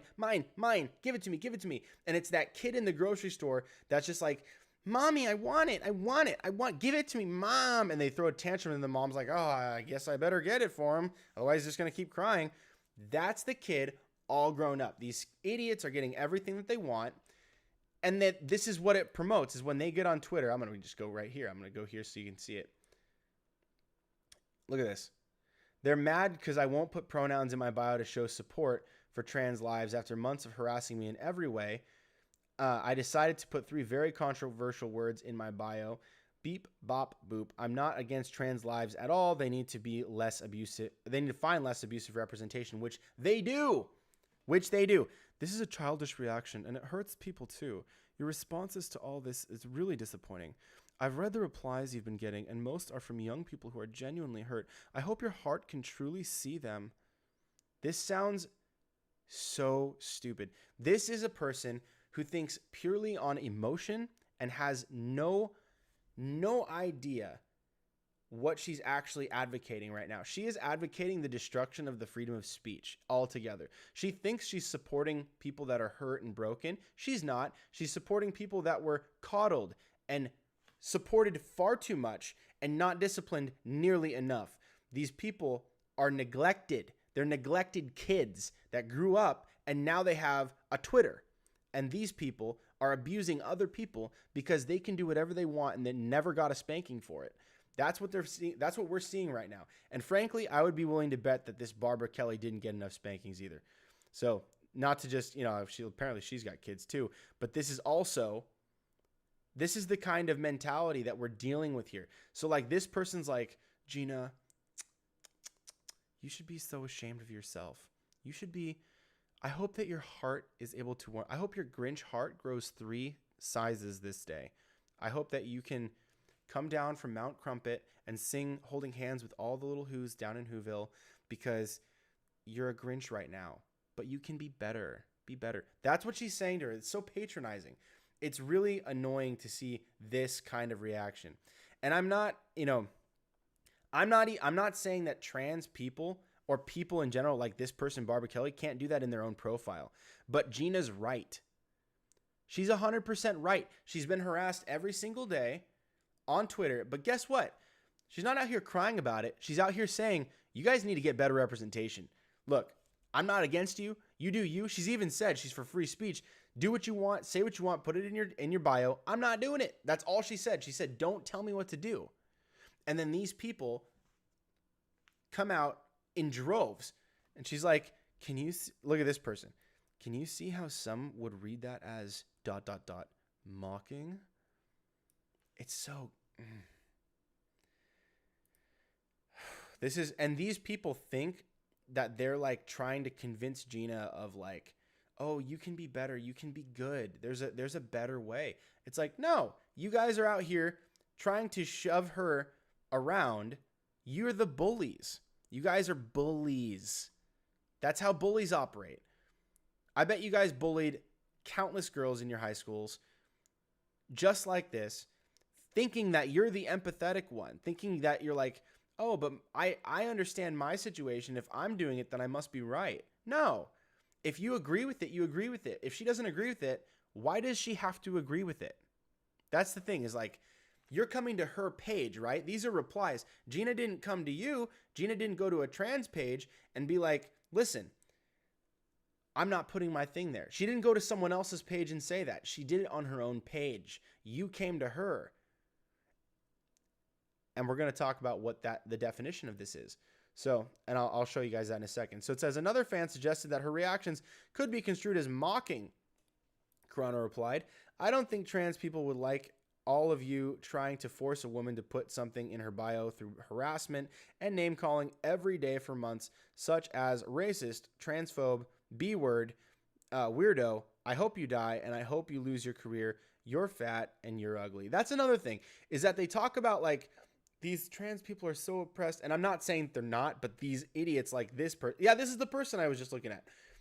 So like this person goes, can you see how someone read that as mocking? So she's like out here like, are you mocking trans people? Aren't you doing that? Isn't that what you just did? I'm sure you didn't maybe like mean to, but you totally did. Can you see how that is what I'm saying it is? And then you see this, right? And then you see what they're actually saying to her. They're calling her a racist transphobe just simply for not participating. She even said she supports you doing it. She just said, I don't want to do it myself. and they call her racist. How is that racist? And then transphobe. And then, other words, B word, right? It's like, who's the bully now? Who's the bully? She's the one that was just like, leave me alone, please. Like, I'm just trying to work and live and be the best that I can be in Star Wars, for goodness sakes. She's an actual strong woman. She takes all this garbage all day long. She's not hitting back at these people. She's just letting them know, look, you guys are the ones bullying me. I'm out here just trying to live my life. Do me. I'm doing me. You do you, I'll do me. And they say, but can you see? You're mocking trans. And then the people behind the scenes who are sending her DMs all day, and the people who are adding her all day, they're calling her all these other things. I hope you lose your career. Why? Because she wouldn't agree with you? That's fascism. And I'm going to show you exactly why. You know what? I'm not even going to wait. I'm going to come over here. I'm going to show you guys real quick. Let's look up Merriam-Webster Dictionary, because if you go Google, they can change that definition whenever they want. But do Merriam-Webster Dictionary, fascism. The definition of fascism, often capitalized, it says a political philosophy or movement or regime such as that of the fascisti that exalts nation and often race above the individual, and that stands for a centralized autocratic government headed by a dictatorial leader. So that's the first part. But check this out. It also says severe economic and social regimentation and forcible suppression of opposition. So even though it says often race or often the individual, that stands for centralized autocratic government headed by a dictatorial leader, that's an option. That is one of the things. But it's also severe economic and social regimentation and forcible suppression of the opposition. So what we're seeing here is these clowns, these idiots, and I'm not talking about the trans people, I'm talking about these crazy people that are coming out pretending that she's against the trans. These people probably aren't even trans. Like, they're probably just like, because like you saw that one chick I showed you was like, she, her just means it's a woman. So like, why is she so like beaten over the head with this? Because she already gave into the mob and now they own her. And now she has to be this. All of her friends around her are probably like looking at her Twitter like, yes, she's standing for the oppressed. She's standing for these. What if the oppressed doesn't want her to do that? What if the oppressed never asked her to harass this woman over her free speech? What if the trans are actually also pro freedom of speech so that they can say things that are not biologically sound at all? They can say, I'm a tree today. I'm an attack helicopter. You can identify as Batman if you want. You can do whatever you want because it doesn't have to necessarily be true, but it's your right to say. I would think the trans community is very pro free speech, but not to these people. These are the psychos that are here like, watch this. It's so dumb. This person's late to the show. And this person, DC Wear a Mask, says, if you felt that strongly about not putting your pronouns in your bio, you could have ... wait for it ... not put them in your bio. This is mocking and hurtful. See, they're seeing the response. They're not seeing the initial. And that's how most of these clowns actually show up. They don't go back and look for any context at all. They don't look for the initial battle. They're not reading any articles. They see this maybe. They don't think to go back and show what's going on. All they saw was either the beep bop boop 3 months after constant harassment for this exact reason. What this person didn't know, or maybe they did and they're ignorant and they just wanted to attack her. She did choose to not put them in her bio and she got mercilessly attacked for it for months. That's why she did this. So it's your fault. It's all of your fault. It's Barbara Kelly. It's Cass. It's DC Wear a Mask. It's all of these people. All of these whiny brats, I'm going to call them.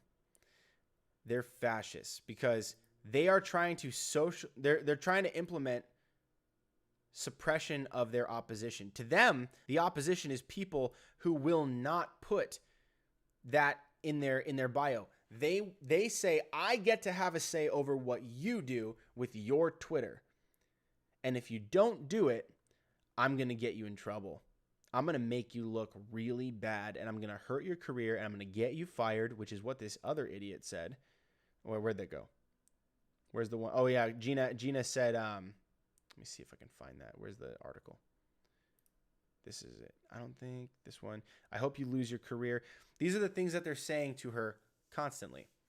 And so here she says, she later claimed that she was not mocking trans people, tweeting beep, bop, boop, has zero to do with mocking trans people and to do with exposing the bullying mentality of the mob that has taken over the voices of many genuine causes. Yes, this is true.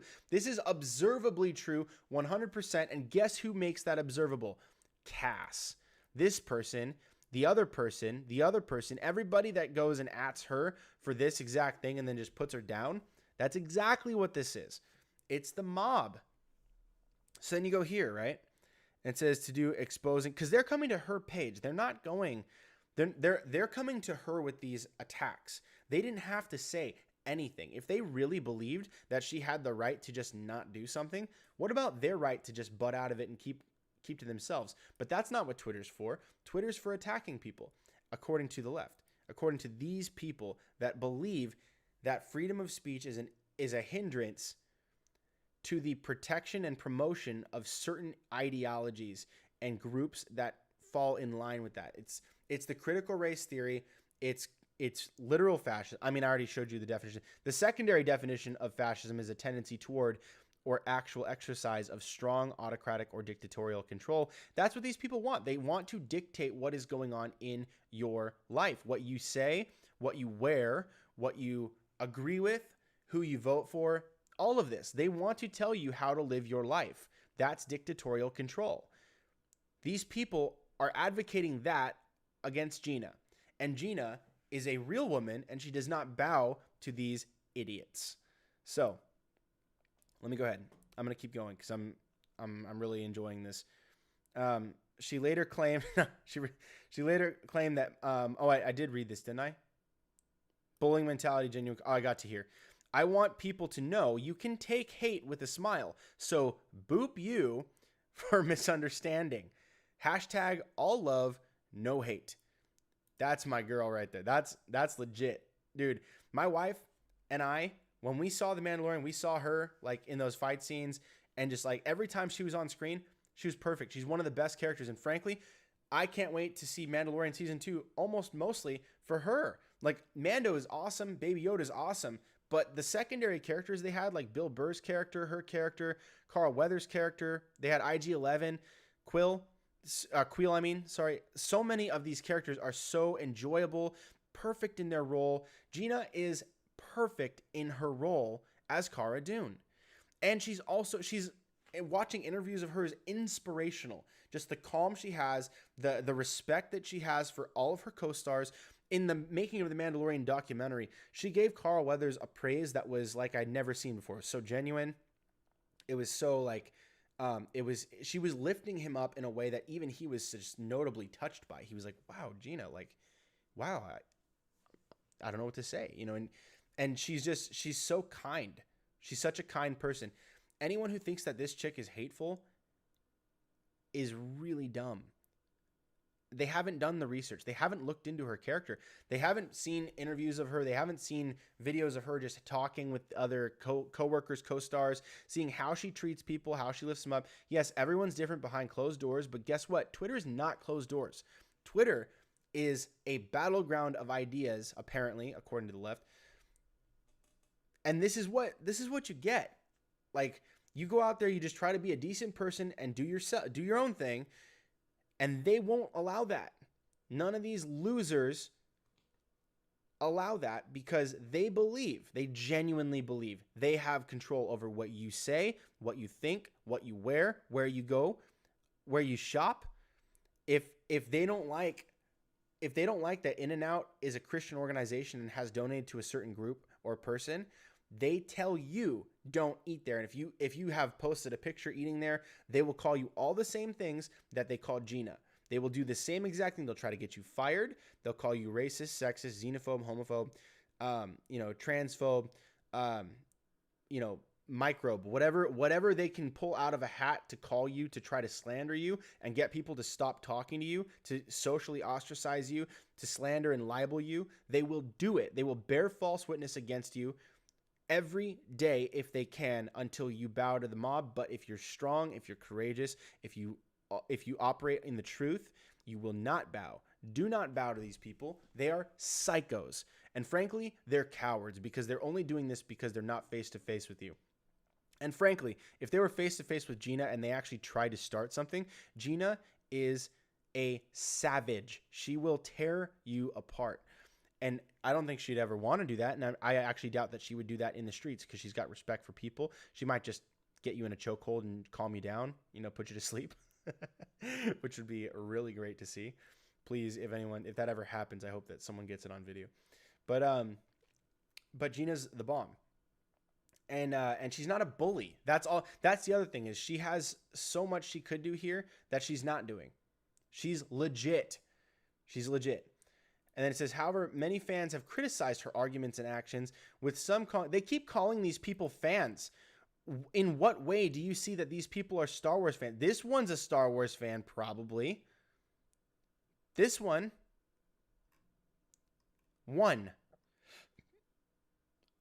I don't see any evidence of the other people being Star Wars fans. If they've seen a Star Wars movie, then guess what that means? They're probably over the age of 3. That's probably what that means. Most people have seen Star Wars. It doesn't necessarily make you a fan. But this person seems to like them. There's some evidence here that they like Star Wars. So you got one. We'll continue down. But you see what's happening here, right? Like, so the article has to frame it like fans are mad at Star. No, idiots on Twitter are mad. And if they've seen Star Wars, good on them. I'm glad that you were able to get their money. But no, you don't just call them fans. This is one thing that I'm a little bit disappointed about the article writer. They've been quite fair. Sam Warner's been quite fair from NME. And I do enjoy, this is a great article. I'm really glad that he wrote this article, but continues to use the word fans. Fans have criticized her arguments and actions, with some calling, maybe. You say many fans, we'll see. I think most of the people that are criticizing her are actually not fans of Star Wars. I would be willing to, and I bet they're not fans of Gina Carano's. I almost guarantee you that they're not, because people that are fans of somebody, or that actually have an affinity or an appreciation for a person, don't attack them, and they're actually willing to hear their side of the argument. Most people, these aren't fans. So that's my one criticism. What's his name again? I forgot. Sam Warner. This is an excellent article, and I'm really proud of you, man. This is, or actually, Sam, is that a girl? Maybe I misgendered him. Sam, you're a legend. How about that? But I would say, I don't think you have a lot of proof to use the words many fans have criticized. Many people have criticized. That's better. Many people have criticized her arguments and actions, with some calling for her to be fired from The Mandalorian. Oh no, that tells me they didn't see The Mandalorian. What, you disagree with someone, like you could say this is a social political argument, not really political, but a social political, I guess. It technically is politics, because they're actually advocating for no free speech. That's what they're advocating. They want her canceled. So they don't want free speech. And that's the whole point of this, because she never actually mocked trans. You can argue that you might think that she mocked trans, but you don't have proof of that. In fact, she denies it. And it makes sense. Her arguments are legitimate. They're not, she's not making poorly written comebacks, or she's not jabbing at anybody. Beep Bop Boop is just like, that's a Star Wars reference. Plus she did it here, and she's just citing this. So Beep Bop Boop has zero to do. She explains it right now. Beep Bop Boop has zero to do with mocking trans people. Love and 100% to do with it is 100% to do with exposing the bullying mentality of the mob, which, by the way, is everyone on this list except for the guy at the top, which is this guy, Joe Pagliarulo. I'm gonna check him out because I like that guy now. Where did it go? Oh, here we go. The bullying mentality of the mob that has taken over the voices of many genuine causes. See, even there, she's lending credence. She says, look, you have a genuine cause going on. I respect what you guys are doing. I respect that you're doing it. I think it's great that you want to stand up for people that have been bullied, that are mocked, that are going through what she's going through. But this is a bully mentality that you're implementing on me. And she's trying to show, like, without being like, I'm the victim here, oh, poor me. She's just saying, look, you're the one doing the bullying. And then she says, I want people to know you can take it with a smile, so boop you for misunderstanding. All love, no hate. She's really well spoken. Really well spoken. And she makes sense. This is a common sense woman.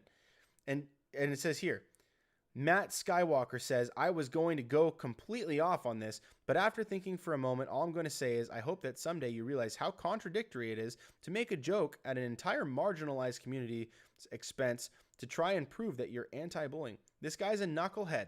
So, like, people are so brainwashed that they think, and by the way, this person probably showed up right here, right now for this one tweet. So I'll give Matt Skywalker the benefit of the doubt.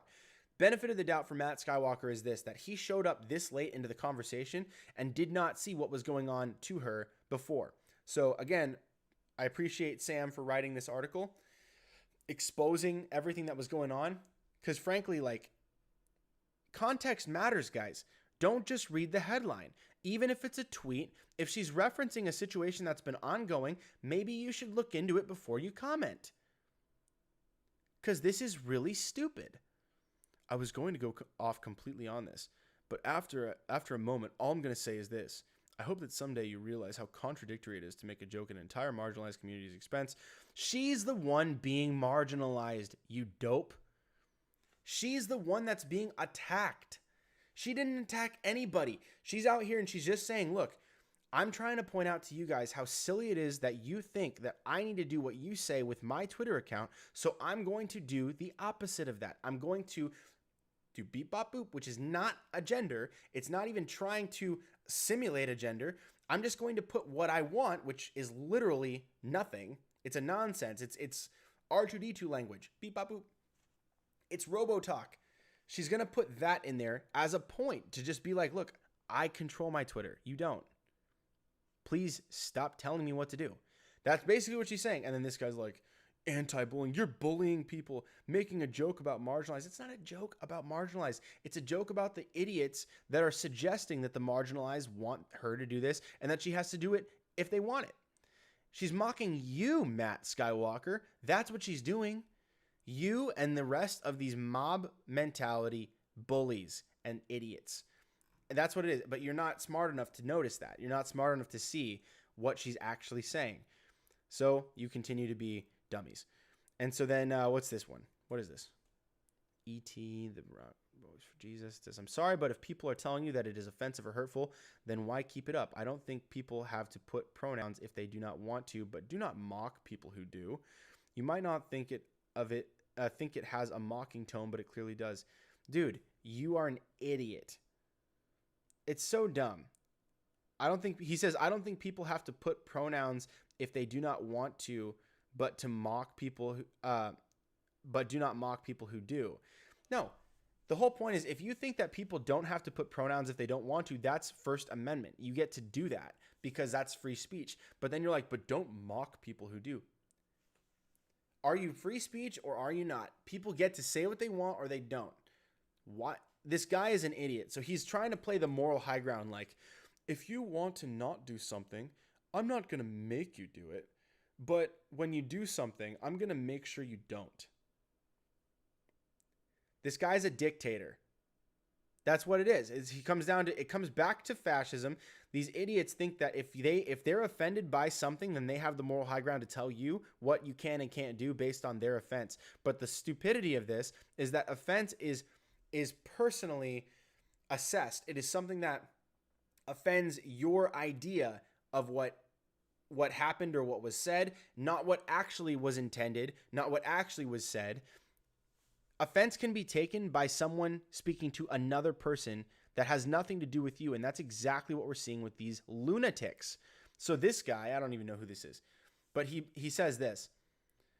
I'm sorry, but if people so he's like, look at this, trying to play the nice guy, but then he's like, if people are telling you that it hurts or that it's offensive, then why keep it up? Because she can, and also more than because she can, because she not only has the protected right to, but because it's not the right of the other person to not be offended. If you want to have any intellectual discussion at all, ever, any interaction whatsoever with other human beings in any capacity, a husband, a wife, a brother, a sister, a mother, a father, grandparent, anything, you will be offended by something, by everybody. Everybody will do something that's offensive. If someone puts their shoes in the wrong place and you're OCD, that's going to offend you. It's not their problem, though. It's yours. The problem is you for being offended. That's the problem. You're the problem, dude. This guy here, and I'm a Christian, right? So if he says like the right back for Jesus, I don't even know what this thing means. Even if he's a Christian, you're wrong, dude. Because it's not about Christian. You feel empathetic for a group. That's wonderful. That's fine. But you're not morally sound in that. Empathy without morality is just as destructive and evil as a lack of empathy. So if you have a lack of empathy and people are like, oh my gosh, he doesn't even care.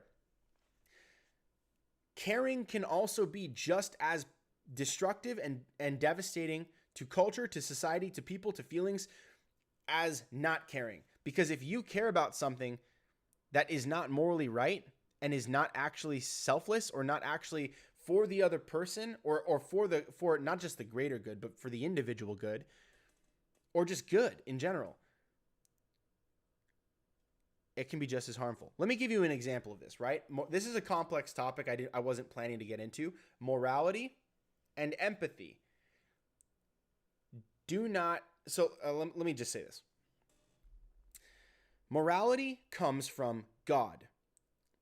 If you're an atheist, just go with me on this, right? If you don't know about God, if you don't understand the Bible, if you don't understand morality comes from a higher standard that is greater than our own desires. It is something that, because we as people, we're sinful, and sin produces selfishness.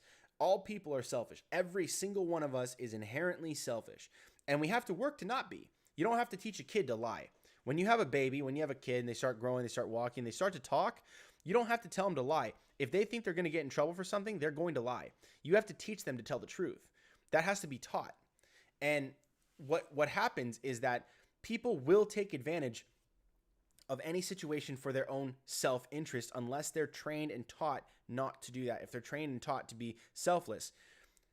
Morality is a standard that is higher than ourselves. So if we do what is right in our own eyes, right? Like, let's say we don't have a common standard, right? We don't have the Bible to give us God's moral law, to give us his understanding of true right and wrong, good and evil, what is actually morally right, by a standard that is not set by man, that is not set by us, that is beneficial to certain groups or one group or the other, but it actually tells every single person to deny themselves of their own sin.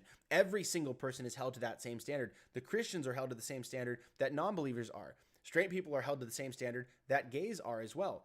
We are all held to the same standard. But when you have no morality, you do what's right in your own eyes. Why is this bad? Why is that wrong?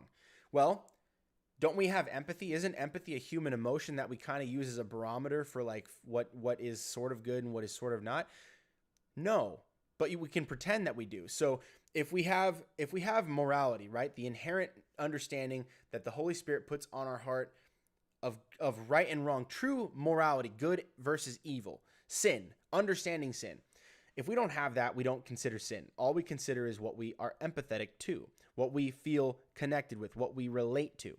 Here's the problem. If, let's say, there's a woman and she gets murdered. She gets murdered and she has a family. That family is going to feel empathetic towards her situation and each other because they have just lost a loved one. And they are going to want either revenge or justice for the murderer. They're going to want payment for that crime, that sin. They're going to want something in return. They're going to want to beat up that guy, kill that guy, take his life for life. That empathy is going to be for each other.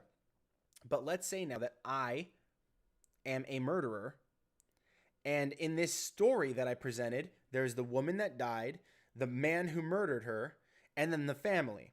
If I'm a murderer, I might empathize with the murderer because I might be thinking about the time that I murdered someone and be like, yep, they drove me to a rage that I couldn't control. Yep, maybe that woman deserved it. Maybe she was driving that guy. Maybe she had something he wanted, and maybe he just thought, I'm going to kill her and take her stuff. Or maybe maybe if I'm that murderer, maybe I empathize with the other murderer because I'm like, yeah, she was a psycho woman, and I just didn't. I thought the world would be better off without her. And then he killed her. Okay, one less psycho to deal with. Maybe a murderer's empathy is not inherently good.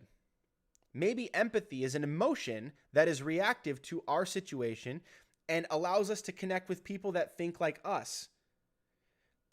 And that's not always a good thing because we're not always good. Do you see how that works? There's the problem. So empathy is not inherently good. Empathy with morality is good because then you have a baseline standard for what good is, that murder is wrong. Because if you don't have morality, if you don't have a higher standard that is beyond our own selfish desires and what we want and what we see as good in our own eyes, who's to say that murder isn't wrong? It comes from God's law. God is the one that told us murder is wrong. So then we have that as a baseline standard. These people are, and this guy, he claims to be for Jesus. Apparently, I don't know if that's true, but, and I'm not judging his faith, but he's going off of empathy, which I'm sure he was socially conditioned to do in his school, by his friends, by other people that are in his life around him, or people he sees, celebrities, or maybe he's just been on Twitter too long. People operate with empathy without morality. We have the God-given right that is protected by the government if you're in the United States. Currently, it's starting to dwindle. I pray to God that we can preserve that.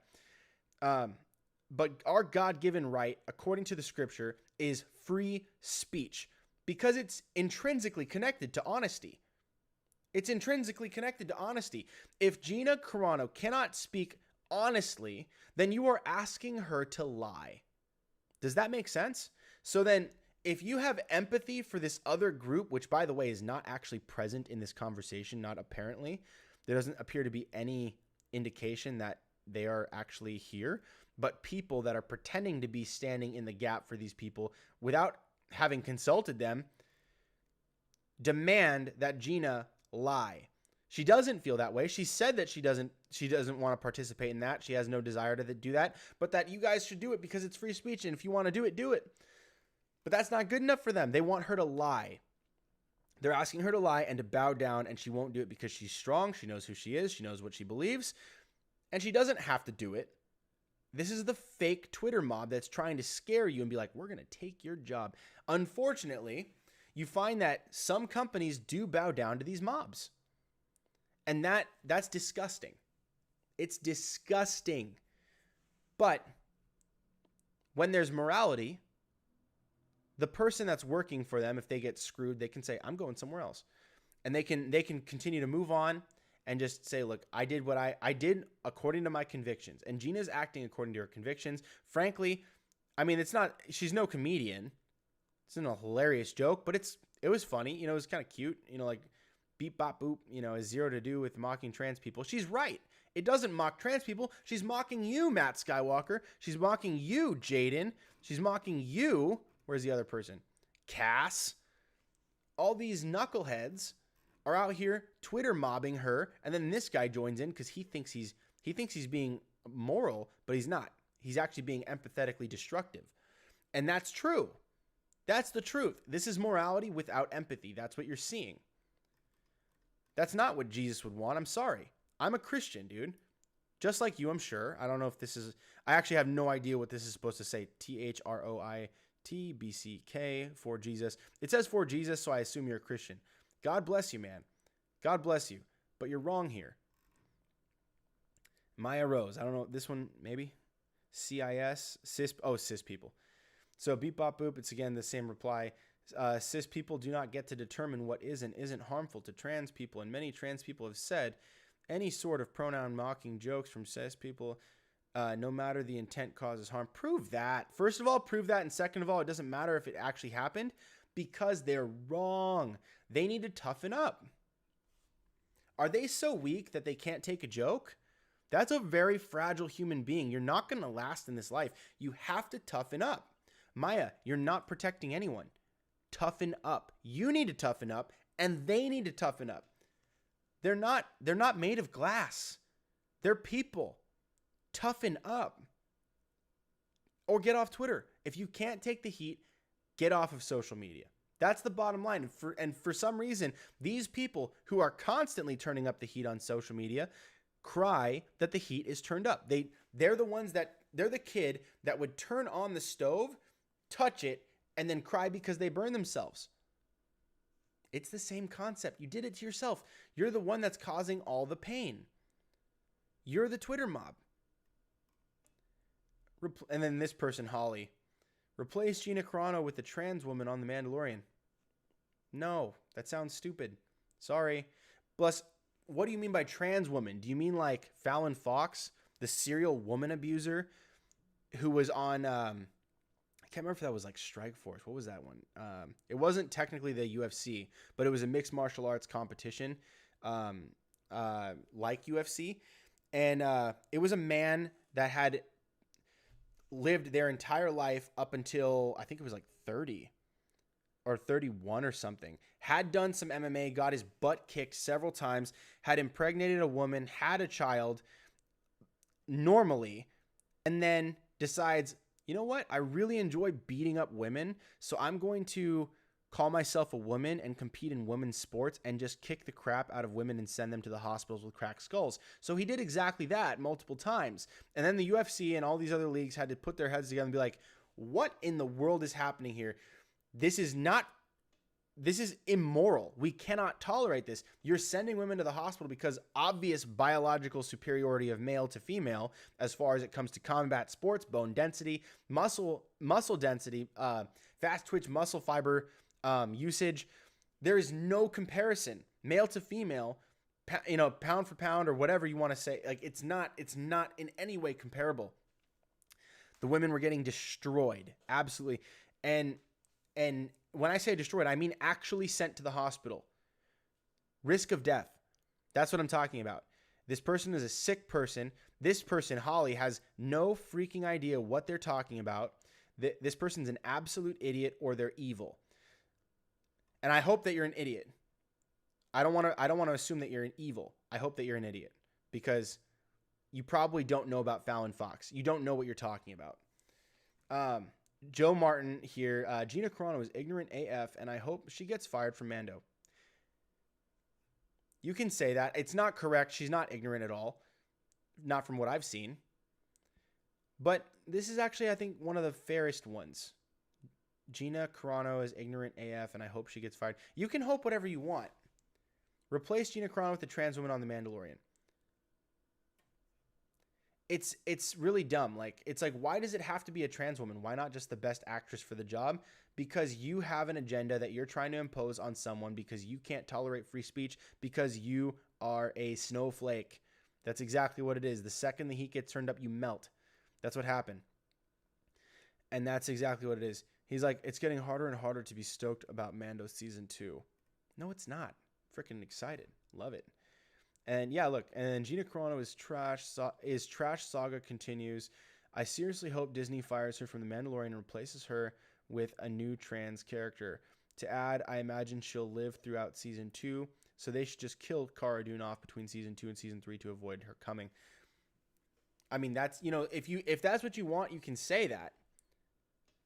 I'm really looking forward to Gina Carano. If they cut her off the project, I'm not going to watch. I'm taking a hard stand on this because she's been kind, she's been fair. She put this up because the Twitter mob came after her, not because of trans people. That's not what it was. And I think that people who are going hard against Gina really have no idea what they're talking about. I think they're ideologues that are pushing for the fall of free speech, and they don't even know it. Maybe they do. Maybe some of them do. Maybe they're outright Marxists. Maybe they've fallen for the lies and the traps of their university and college professors who exclusively push Marxism and critical race theory on the students all day long. That's probably what's happening, more or less, I would imagine. But no, Gina Carano is the bomb. She's my favorite part of Mando season 1. I loved her episodes. I loved the episode that Bryce Dallas Howard did where they introduced her character. It might be one of my favorites, that one in the Bill Burr episode. But I genuinely, I really enjoy her. I can't wait to see her and Greef Karga, which is played by Carl Weathers, in the next season. And again, guys, just as a fair warning, don't be a fascist. Look it up, learn the definitions, understand what exactly we're dealing with. We're dealing with ideologues who are pushing for strong autocratic or dictatorial control over people. They want to remove your rights. They really do. They really do want to remove your rights to free speech, and they want to mob you and scare you with fear tactics, canceling culture, trying to get you fired for just speaking the truth. And she was not being unreasonable. She's not being unreasonable. She gets to do with her social media what she wants. You don't own her. So back the heck off. And frankly, you don't own me either. You don't own anybody. You don't own nothing.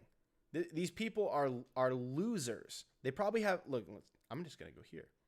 I'm going to get petty for a second. Yeah, she's got nothing going on. Look at that. That's what she does. This person is they're like a professional social justice warrior. Truly nothing going on. And they just want to advocate for one exact thing. That's why they attacked her. This person is not a true Star Wars. I don't think this person is a true Star Wars fan. I think the people that are coming out here, the only person that I think was actually a true Star Wars fan, like true from what we can see, based on the limited amount of evidence we have from their profile and a quick Google, just skimming through this, was this guy. That guy right there, Matt Skywalker. And I think he's still an idiot. So that's my take. And if you're Matt Skywalker and you're looking, I'm not going to... I'm not setting out here to make you upset. I'm trying to give your head a shake. I'm trying to tell you that you're actually doing... You're the one doing the harm. You're the reason she's saying this. It's not the... What did it say at the top? The trans and bi and other groups that are sexually identifying themselves. It's not them. It's you. It's you. You're the mob. Not them. You. You're the mob. That's exactly what this is. And so that's kind of what's going on there. So I'm extremely proud of Gina Carano for taking a stand, for not bowing down, for not apologizing, for not doing... She's clearly just saying, you guys do you. I fully support you guys doing you. I'm going to do me. And I agree with that. Let me know what you guys think about that down below in the comments. I went real long on this rant, so forgive me for that. But this topic, this is one I can go on for days. And I have so much more respect for her. I have so much more enthusiasm for the next season. I'm just stoked. I can't wait to see what they do and where they go with these stories. And I'm really grateful, honestly, that they're doing this show the way that they have, where they took a risk with Gina Carano, bringing her on. Where she had a very limited career, but Jon Favreau saw her strengths and allows her to play to those with her character. And I'm so thrilled. I love the character. I can't wait to see how they use her. And one more point about this. just to piss off the people that are like, you should fire her. She's in 11 episodes now, which means she's going. She was in episode 4, and she was in episodes 7 and 8 of the first season, if I'm not mistaken. So that's 3 episodes, maybe 4. She might have been in 4 if my memory's failing me. I think maybe 3 or 4 episodes of the first season. But with her being in 11 episodes now, that's going to be, let's see, 8, 9, 10, 11. That's like 7 or 8 episodes that she'll be in. So she's probably going to be in almost the entire season of this coming season. So I'm really pumped, and I'm glad that she is. It's gonna be awesome. She's in more episodes than Giancarlo Esposito, who's the main villain. Sasha Banks is in 8 episodes, and she was not in any of the first season, which means she's also going to be a main character throughout almost the entire episode count for the new show. So I'm really excited to see where this goes. Let me know what you guys think about your excitement and enthusiasm. Did you see the new trailer? I'm not going to show it right here, right now, but you guys tell me what you think, and are you pumped? And let me hit those comments real quick just to see what we've got going on. So I'm going to see if I can shift over the chat. Okay, so let's go here just so we can open image, new tab. Okay, I'll just go there. That way you guys can see that. Okay, so here on the chat, I'm going to go here. It says, Daniel's Hot Topic says, oh, no, sorry, that was the bottom. So Hunter Iggy says, do you think he will get Gen 13 or Wildcats or Stormwatch in the Flash movie? Oh, man, I actually don't know.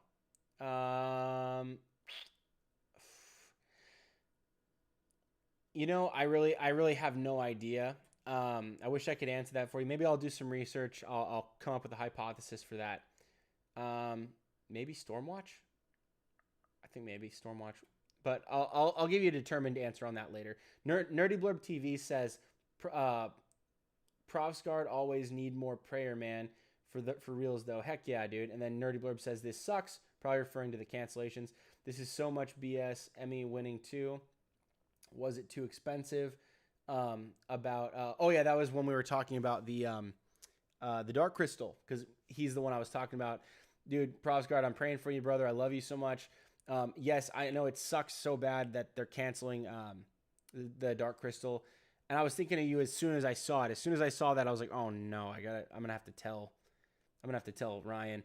But yeah, Netflix can suck it. That's exactly what I was thinking. I was like, screw you. You put up cuties and now this. I was like, now I have 0 reasons to stay. So then, well, I guess they still have Power Rangers, but no, I canceled already. So Daniel's Hot Topic says, OMG, Daniel, so much great things may happen in the future. Nick Cage may come in as Superman in the Flashpoint movie, and Chris O'Donnell may come back as Robin. I pray that they do. That would be so awesome. That would honestly be a dream come true for me.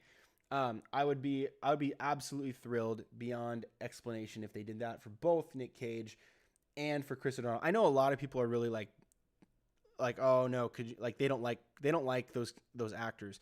I'm a nostalgia guy, and I love those guys. I love not all their acting is good, no, but they, Chris O'Donnell's been doing much better recently, and obviously Nick Cage, he's an icon, he's an American legend. So I would love to see Nick Cage come in for that live action Superman like they brought him back for. He was supposed to do the live action. You guys already know the story. But Nick Cage then ended up doing a voiceover role in the Teen Titans Go to the Movies movie. And that was really, really cool. So I'm looking forward to both that. Please make that happen. Yes. I don't know that that's confirmed. So this is just in the comments. Daniel's Hot Topic is telling me he's pretty reliable. But I think this may be a movie. Yeah, because you say may happen in the future. Nick Cage may come in as Superman, and then Chris O'Donnell may come in as Robin. So that's likely rumor, but I'll follow up on that because I want to see that. Nerdy Blurb TV says, you have no idea. Lasted much longer than I thought. Yeah.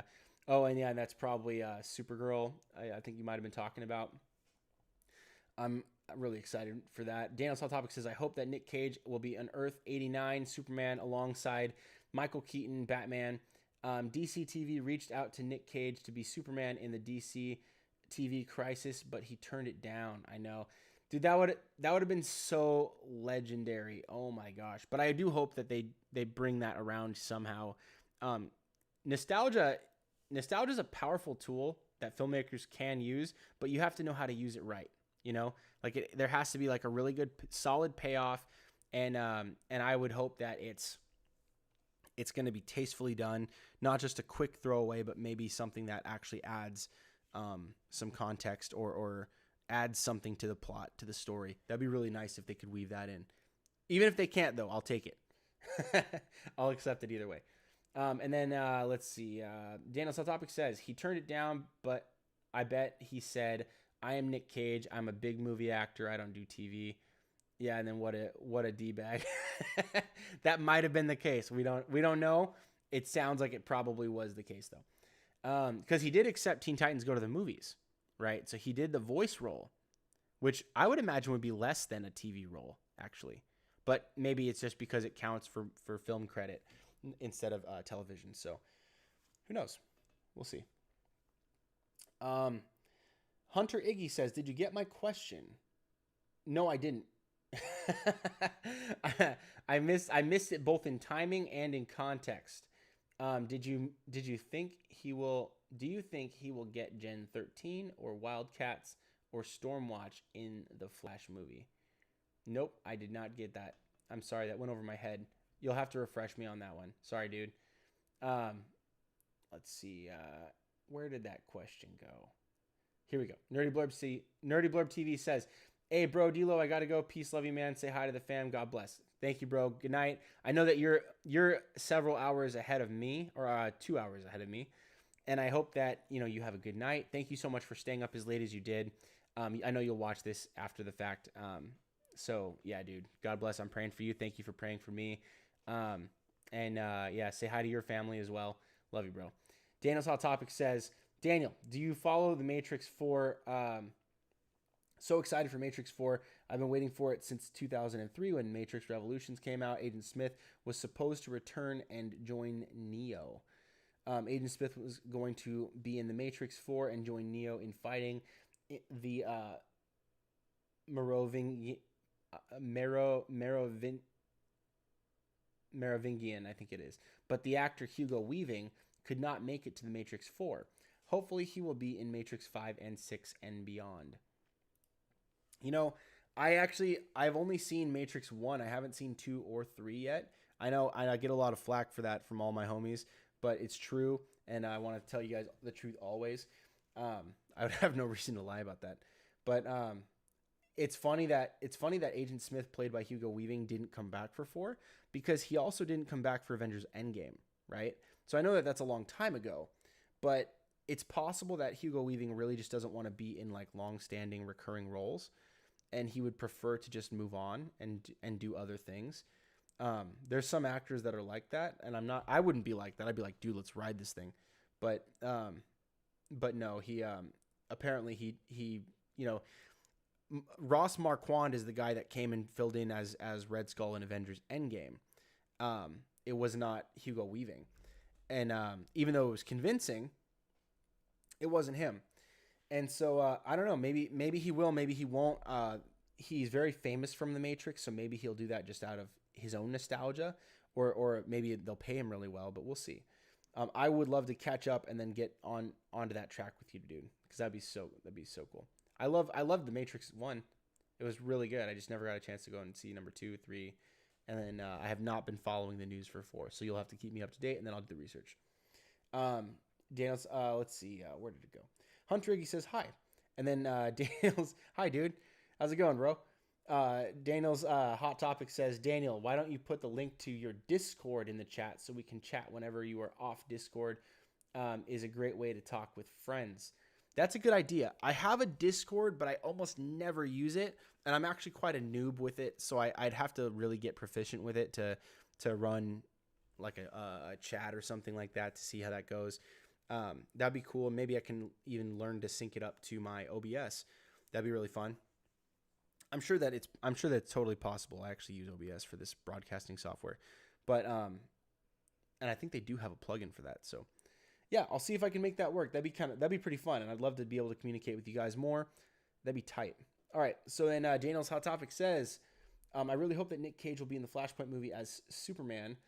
It's about time we see Tim Burton's Superman. I know, dude. That'd be really cool because Keaton was the Tim Burton. I mean, technically, he did. I think it was. Didn't Tim Burton do? He did Keaton and was it Kilmer? I can't remember if he did Kilmer. I don't think he did Kilmer. I could be wrong, but I know he did Keaton. That's for sure. So I would love to see the Superman that was meant to go with that universe, like that 80s rock universe. It was really cool. Dark and brooding and creepy and weird. That'd be tight. Very weird, odd, but it would be still awesome. Now, and you say nowadays, movies and TV series get linked with them, and I hope Matrix may have more video games and maybe a spin-off TV series. I know the Matrix definitely needs some games. There's a few more questions I need to get through here. Let's cut them off in case anybody... I know I've got a few people still here, but it's getting really late for me and I've got work tomorrow. So I'm going to just take a few of these and then cut it for the day. So it says, Daniel's Hot Topics. Also, I hear that Pedro Pascal lost the role of the Mandalorian. He overestimated his value and gave Disney an ultimatum and said, either I get more FaceTime or I walk, and Disney fired him. Actually, I read... I'll read your next comment just so I can include that in the conversation. Then I'll make my comment. It says that means that they have to get another actor, another Mandalorian to take care of Baby Yoda. What if they replace him with Boba Fett? What are the odds? So it's interesting that you mentioned this. I looked into that and I think it was We Got This Covered. You have to be really careful about who you look at. It might have been Cosmic Book News or We Got This Covered, but both of those guys are not, they're not a very solid batting average when it comes to scoops or new information. You have to really take that with a grain of salt. So like there were reports that there were issues with his helmet, but I think that may have been inflated for the sake of hype and news just to get them into the news cycle, because that's a real thing. Journalism isn't always about just the facts. Sometimes it's about causing a stir. And if you can get people mad or if you can get people emotional, they click more, and that's what they sell, right? So news media does sell clicks. And that's a big part of it. Like you see my title right now, shows get and this is true. What my title, I don't do clickbait titles, but you do strategize your titles. So it says shows get canceled, shows get confirmed, and Gina Carano single-handedly takes on the woke mob. All of that's true. Every single bit of that is what I talked about today. But it's also written in a way that grabs your attention. It kind of gets you a little bit emotional. You're like, wait a minute, Gina Carano from The Mandalorian or like from Deadpool, or you go, like versus it's one lady versus the mob, like the woke mob. What, now it's an attack. People are in a battle. It's like, oh my gosh, do I agree with this? Do I not? What is it even talking about? And then is the headline even going to agree with me on what woke means? Right. So it's like, there is a bit of strategy there, but this is how media works. It's all about getting you riled up. And that's what sells clicks. And that's what these people make their money doing. And so when it comes to We Got This Covered in Cosmic Book News, they make a lot of bold claims that don't come to fruition. And sometimes that's just because plans change. Sometimes that's because they heard a scoop that was, it might have been true at the time, but things didn't work out the way that they were thinking. But the public never finds out about that. It just ends up looking wrong. Then there's plenty of opportunities and times where they hear something that just isn't true, or they extrapolate something from a piece of news that wasn't necessarily true. So they might hear Pedro Pascal was having trouble with his helmet. He wasn't getting the help he needed. He said it's uncomfortable. I want to do some scenes without my helmet. And they said no, and he walked off the set. That doesn't necessarily mean that he was fired or that he left. Right? It just means he walked off. You don't know what that means. And well, unless they clarify that, right? But We Got This Covered, and Cosmic Book News makes a lot of assumptions based on a few facts. They take a couple of facts and they turn it into several stories. And that's not inherently wrong as long as they're presenting the facts. But they don't make a lot of distinction between fact and speculation. And they do a lot more speculation than they do presenting the facts. So I would just be careful about that one. I don't think that he's off the project. In fact, even if even if there is if the story that's presented about him walking off the set and having issues on set is true, that still doesn't mean that he's fired. Walking off set does not mean he's fired. So I would just be careful about that. And let's pretend, for the sake of your question, that it is true. Let's pretend for 1 second that it is true that he is fired.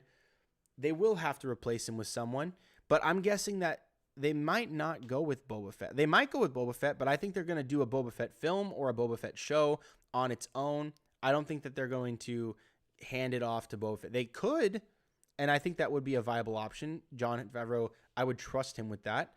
In fact, we're trusting him with it now.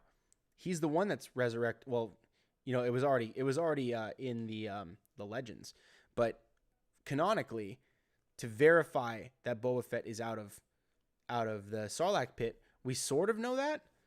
It's asserted, it's assumed, it's kind of suggested, but we actually are going to see that for the first time, confirmed, verified 100%, with no room for speculation whatsoever in this series. Unless he confirms that he is dead, right? So like that would be a bummer, because I think Tamora Morrison's in one episode or something like that.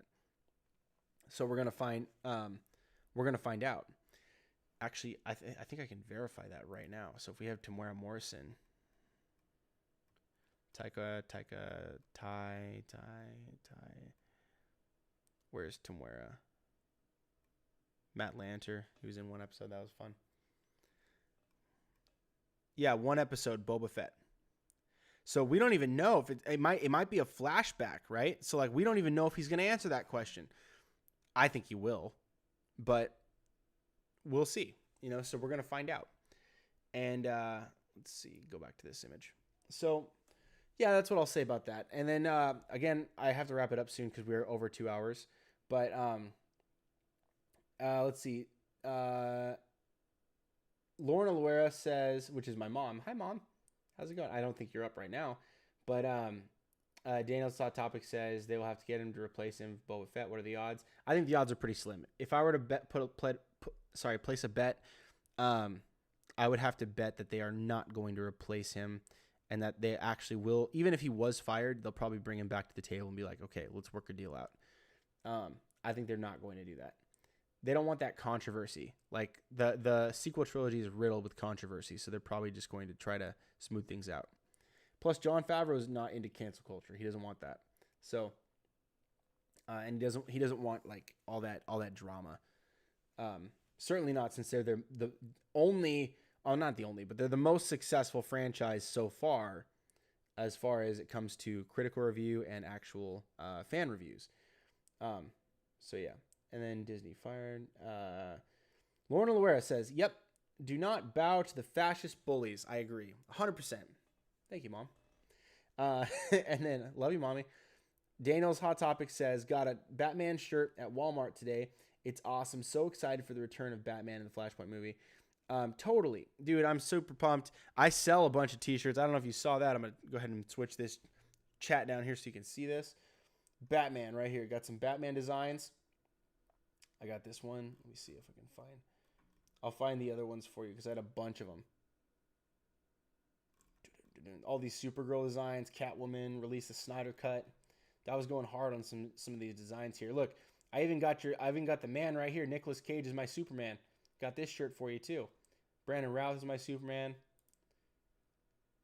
Whatever you want, we got it. I'm selling them. Selling it right here. Look at this. Ben Affleck, Will Arnett, Bob Holliday, Superman, Jimmy Kimmel, Batman. Bet you didn't know he voiced him. All kinds of different designs right here. Lewis Wilson is my Batman. Kevin Porter, the YouTube Batman from Bat in the Sun. I got all kinds. Andy Samberg Batman from Saturday Night Live. Robert Lowry. Look at this. Pete Holmes. You guys know Pete Holmes. He's from College Humor. Christian Bale is my Batman. I got all kinds of Batman designs. So you want a Batman t-shirt? I got you, bro. You gotta, I appreciate it. And Kevin Conroy is my Batman as well. George Clooney. You guys name it, I got it. I got them all. Jason O'Mara, my Batman right here. So all kinds of designs. And if you get one, it supports me on the channel and it puts the money directly into my pocket so then I can continue to buy new cameras, new setups, new tools, microphones. I got all this, all kinds of like stuff that I can work with, new lighting and things like that. So it helps. Everything helps, and I appreciate you, bro. Get that Batman shirt. Be stoked. And then also you said, oh, my mommy, she messaged again. Let me go ahead and put that in the chat. Pull up the chat right here.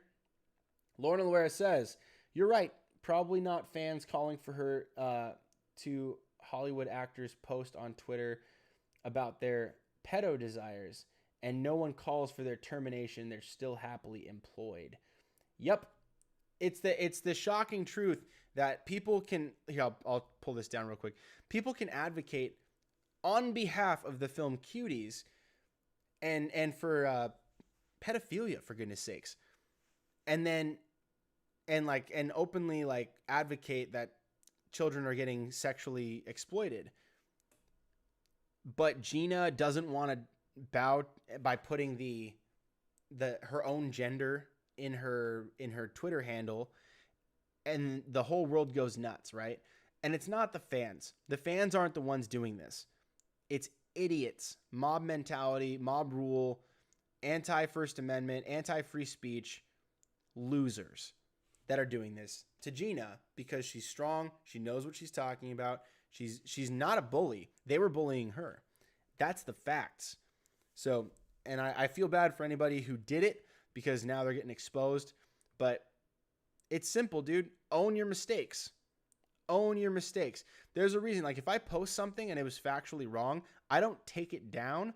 I make another video, or I put a comment, pin the comment and say, hey guys, I was wrong about this. This is whatever. Here's the article that cites where the facts are, and go here. Sorry about that.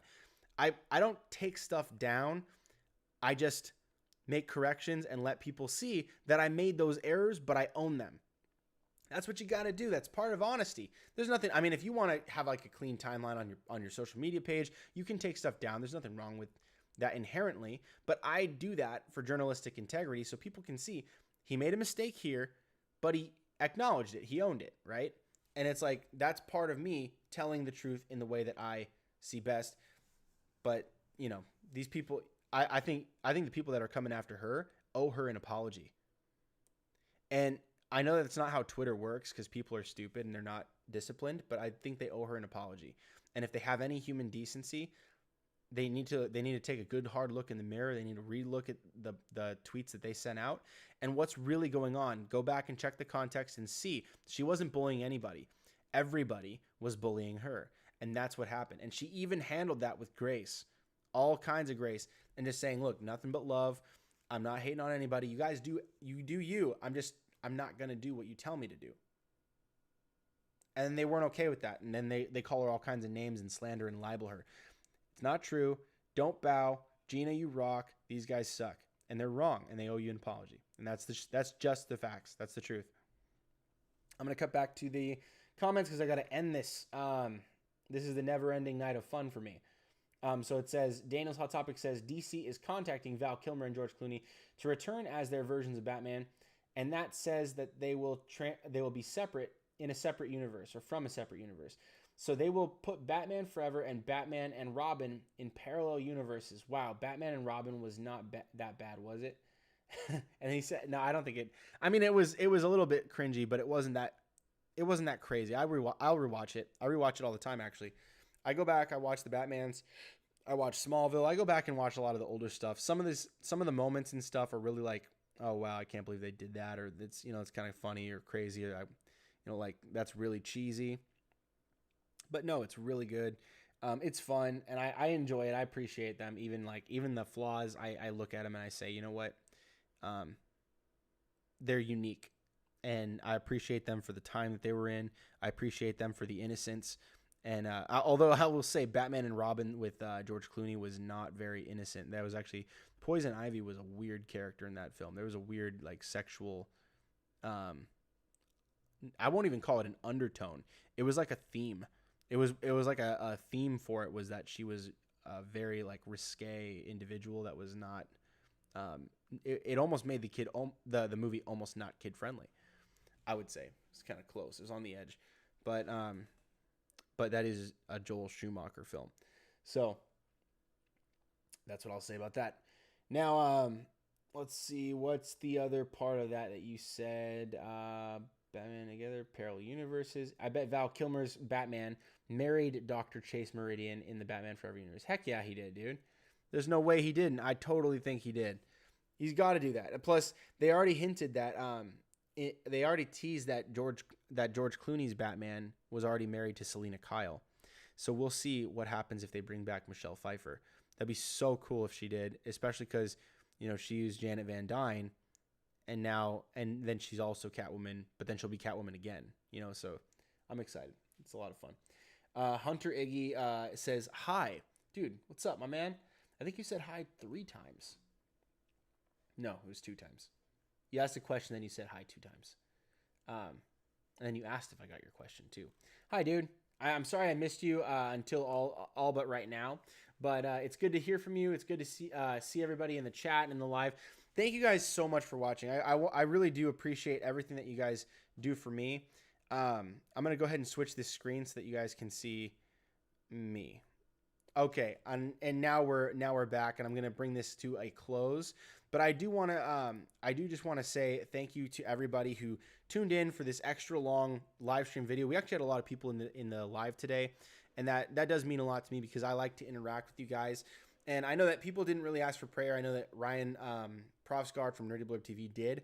I want to just say a quick prayer for everybody before we close out, and I will do that.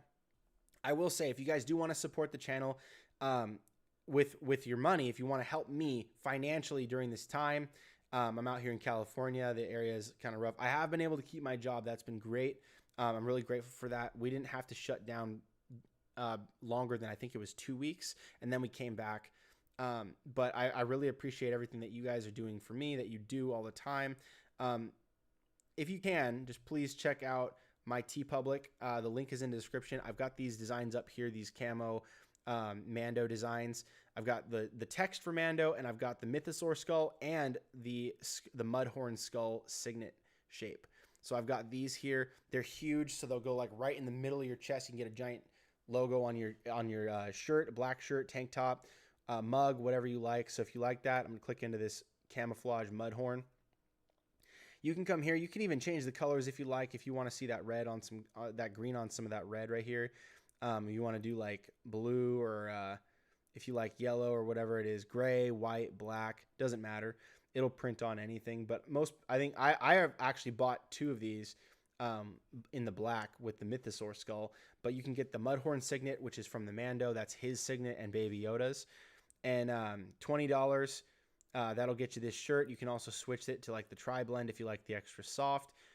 And all this merch is going to actually put money in my pocket so that I can, you know, feed my family, but also get stuff for the channel and help improve the quality of the show. I am going to be doing regular uploads, but my schedule continues to shift day to day. So like I'll be planning on doing a video on Monday, and I'll make plans for Tuesday through Friday, and then something will come up and I'll be like, okay, I'll shift this day to Wednesday, and then I'll do Monday, you know, the other plan.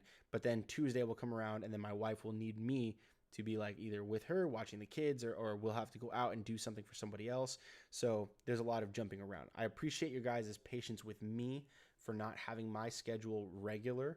That I know has been perhaps frustrating for some. I love making these videos, but I haven't gotten a chance to recently, and I apologize for that. But if you can, and you want to get yourself something sick, some merch, some of this stuff here, you absolutely can, and it means a lot to me. It's going to help me out. Now, if you can't do any of this, and you actually don't have any money, or you don't have the ability to get yourself like a cup, or you know, any, like one of these, like a travel mug that wraps around, you get that wraparound design. Yeah, look at this. That Mudhorn action right there. That looks awesome. But you get one of these, or you get yourself a sticker for like $2 or something like that. You can get this, and it helps me out. I appreciate you. And if you want to support me for free, there's also, of course, the standard way that you can support me, which is simple. Like this video, share it with a friend, comment down below, and subscribe to the channel. I really appreciate that. And if you turn on notifications when you subscribe, it'll notify you so that you can be alerted when I go live, and you won't miss these videos. So even if it's late, if it's on a random day because I don't have a regular schedule, when I go live, you'll get pinged. Boom. Daniel, the stuff of legend is going live. And then that'll allow you to be part of this channel, this chat, engage with me. And most of the time, the videos that I do, I'm checking back and forth in the chat as we go, so you don't have to wait an hour and a half, 2 hours to get into that chat. Most of the time when I'm hitting a topic, I bounce over. So I'll be doing that more regularly so you guys don't have to wait super, super long. You guys mean the world to me. I appreciate it. You guys have a good night wherever the heck you are. God bless you, and let me pray you guys out, all right? So I'm going to take my hat off for this. You see my hair slicked back. But I'm going to pray for you guys. God, I pray that you would bless all of my friends out here online. It is tough. It is difficult right now during this COVID season, during this crazy election year for those of us that are in the United States and even around the world. It's just odd times right now, Lord. 2020 has been a difficult year, and I pray that all of my brothers and sisters that are out here, that they would be blessed. I pray that you would extend your love and your grace to these people, to all of my friends, so that they would be able to know that they are loved, that they are not alone, and that even if they're feeling lonely in a crowded area in a home with people that love them and that care about them, if they're still feeling lonely there, Lord, it's because that you designed us to have that relationship with you and that you want that with them, Lord. It's not about what they do. It's not about what they've done. It's not about their sins, or it's not about any of that, Lord. You love them. You want to be with them, and you want them to know that they're loved. And I pray that that would be the case. So in Jesus' name, I ask that they have blessing this week, that they would feel your love, they'd feel your grace, your blessing, and that they would have a good day, they'd have a good week, and that they would feel you are with them. So we pray these things in the name of Jesus. Amen. So you guys, be blessed as you go. Have a good night. Get some rest. And I will see you guys next time right here on The Stuff of Legend.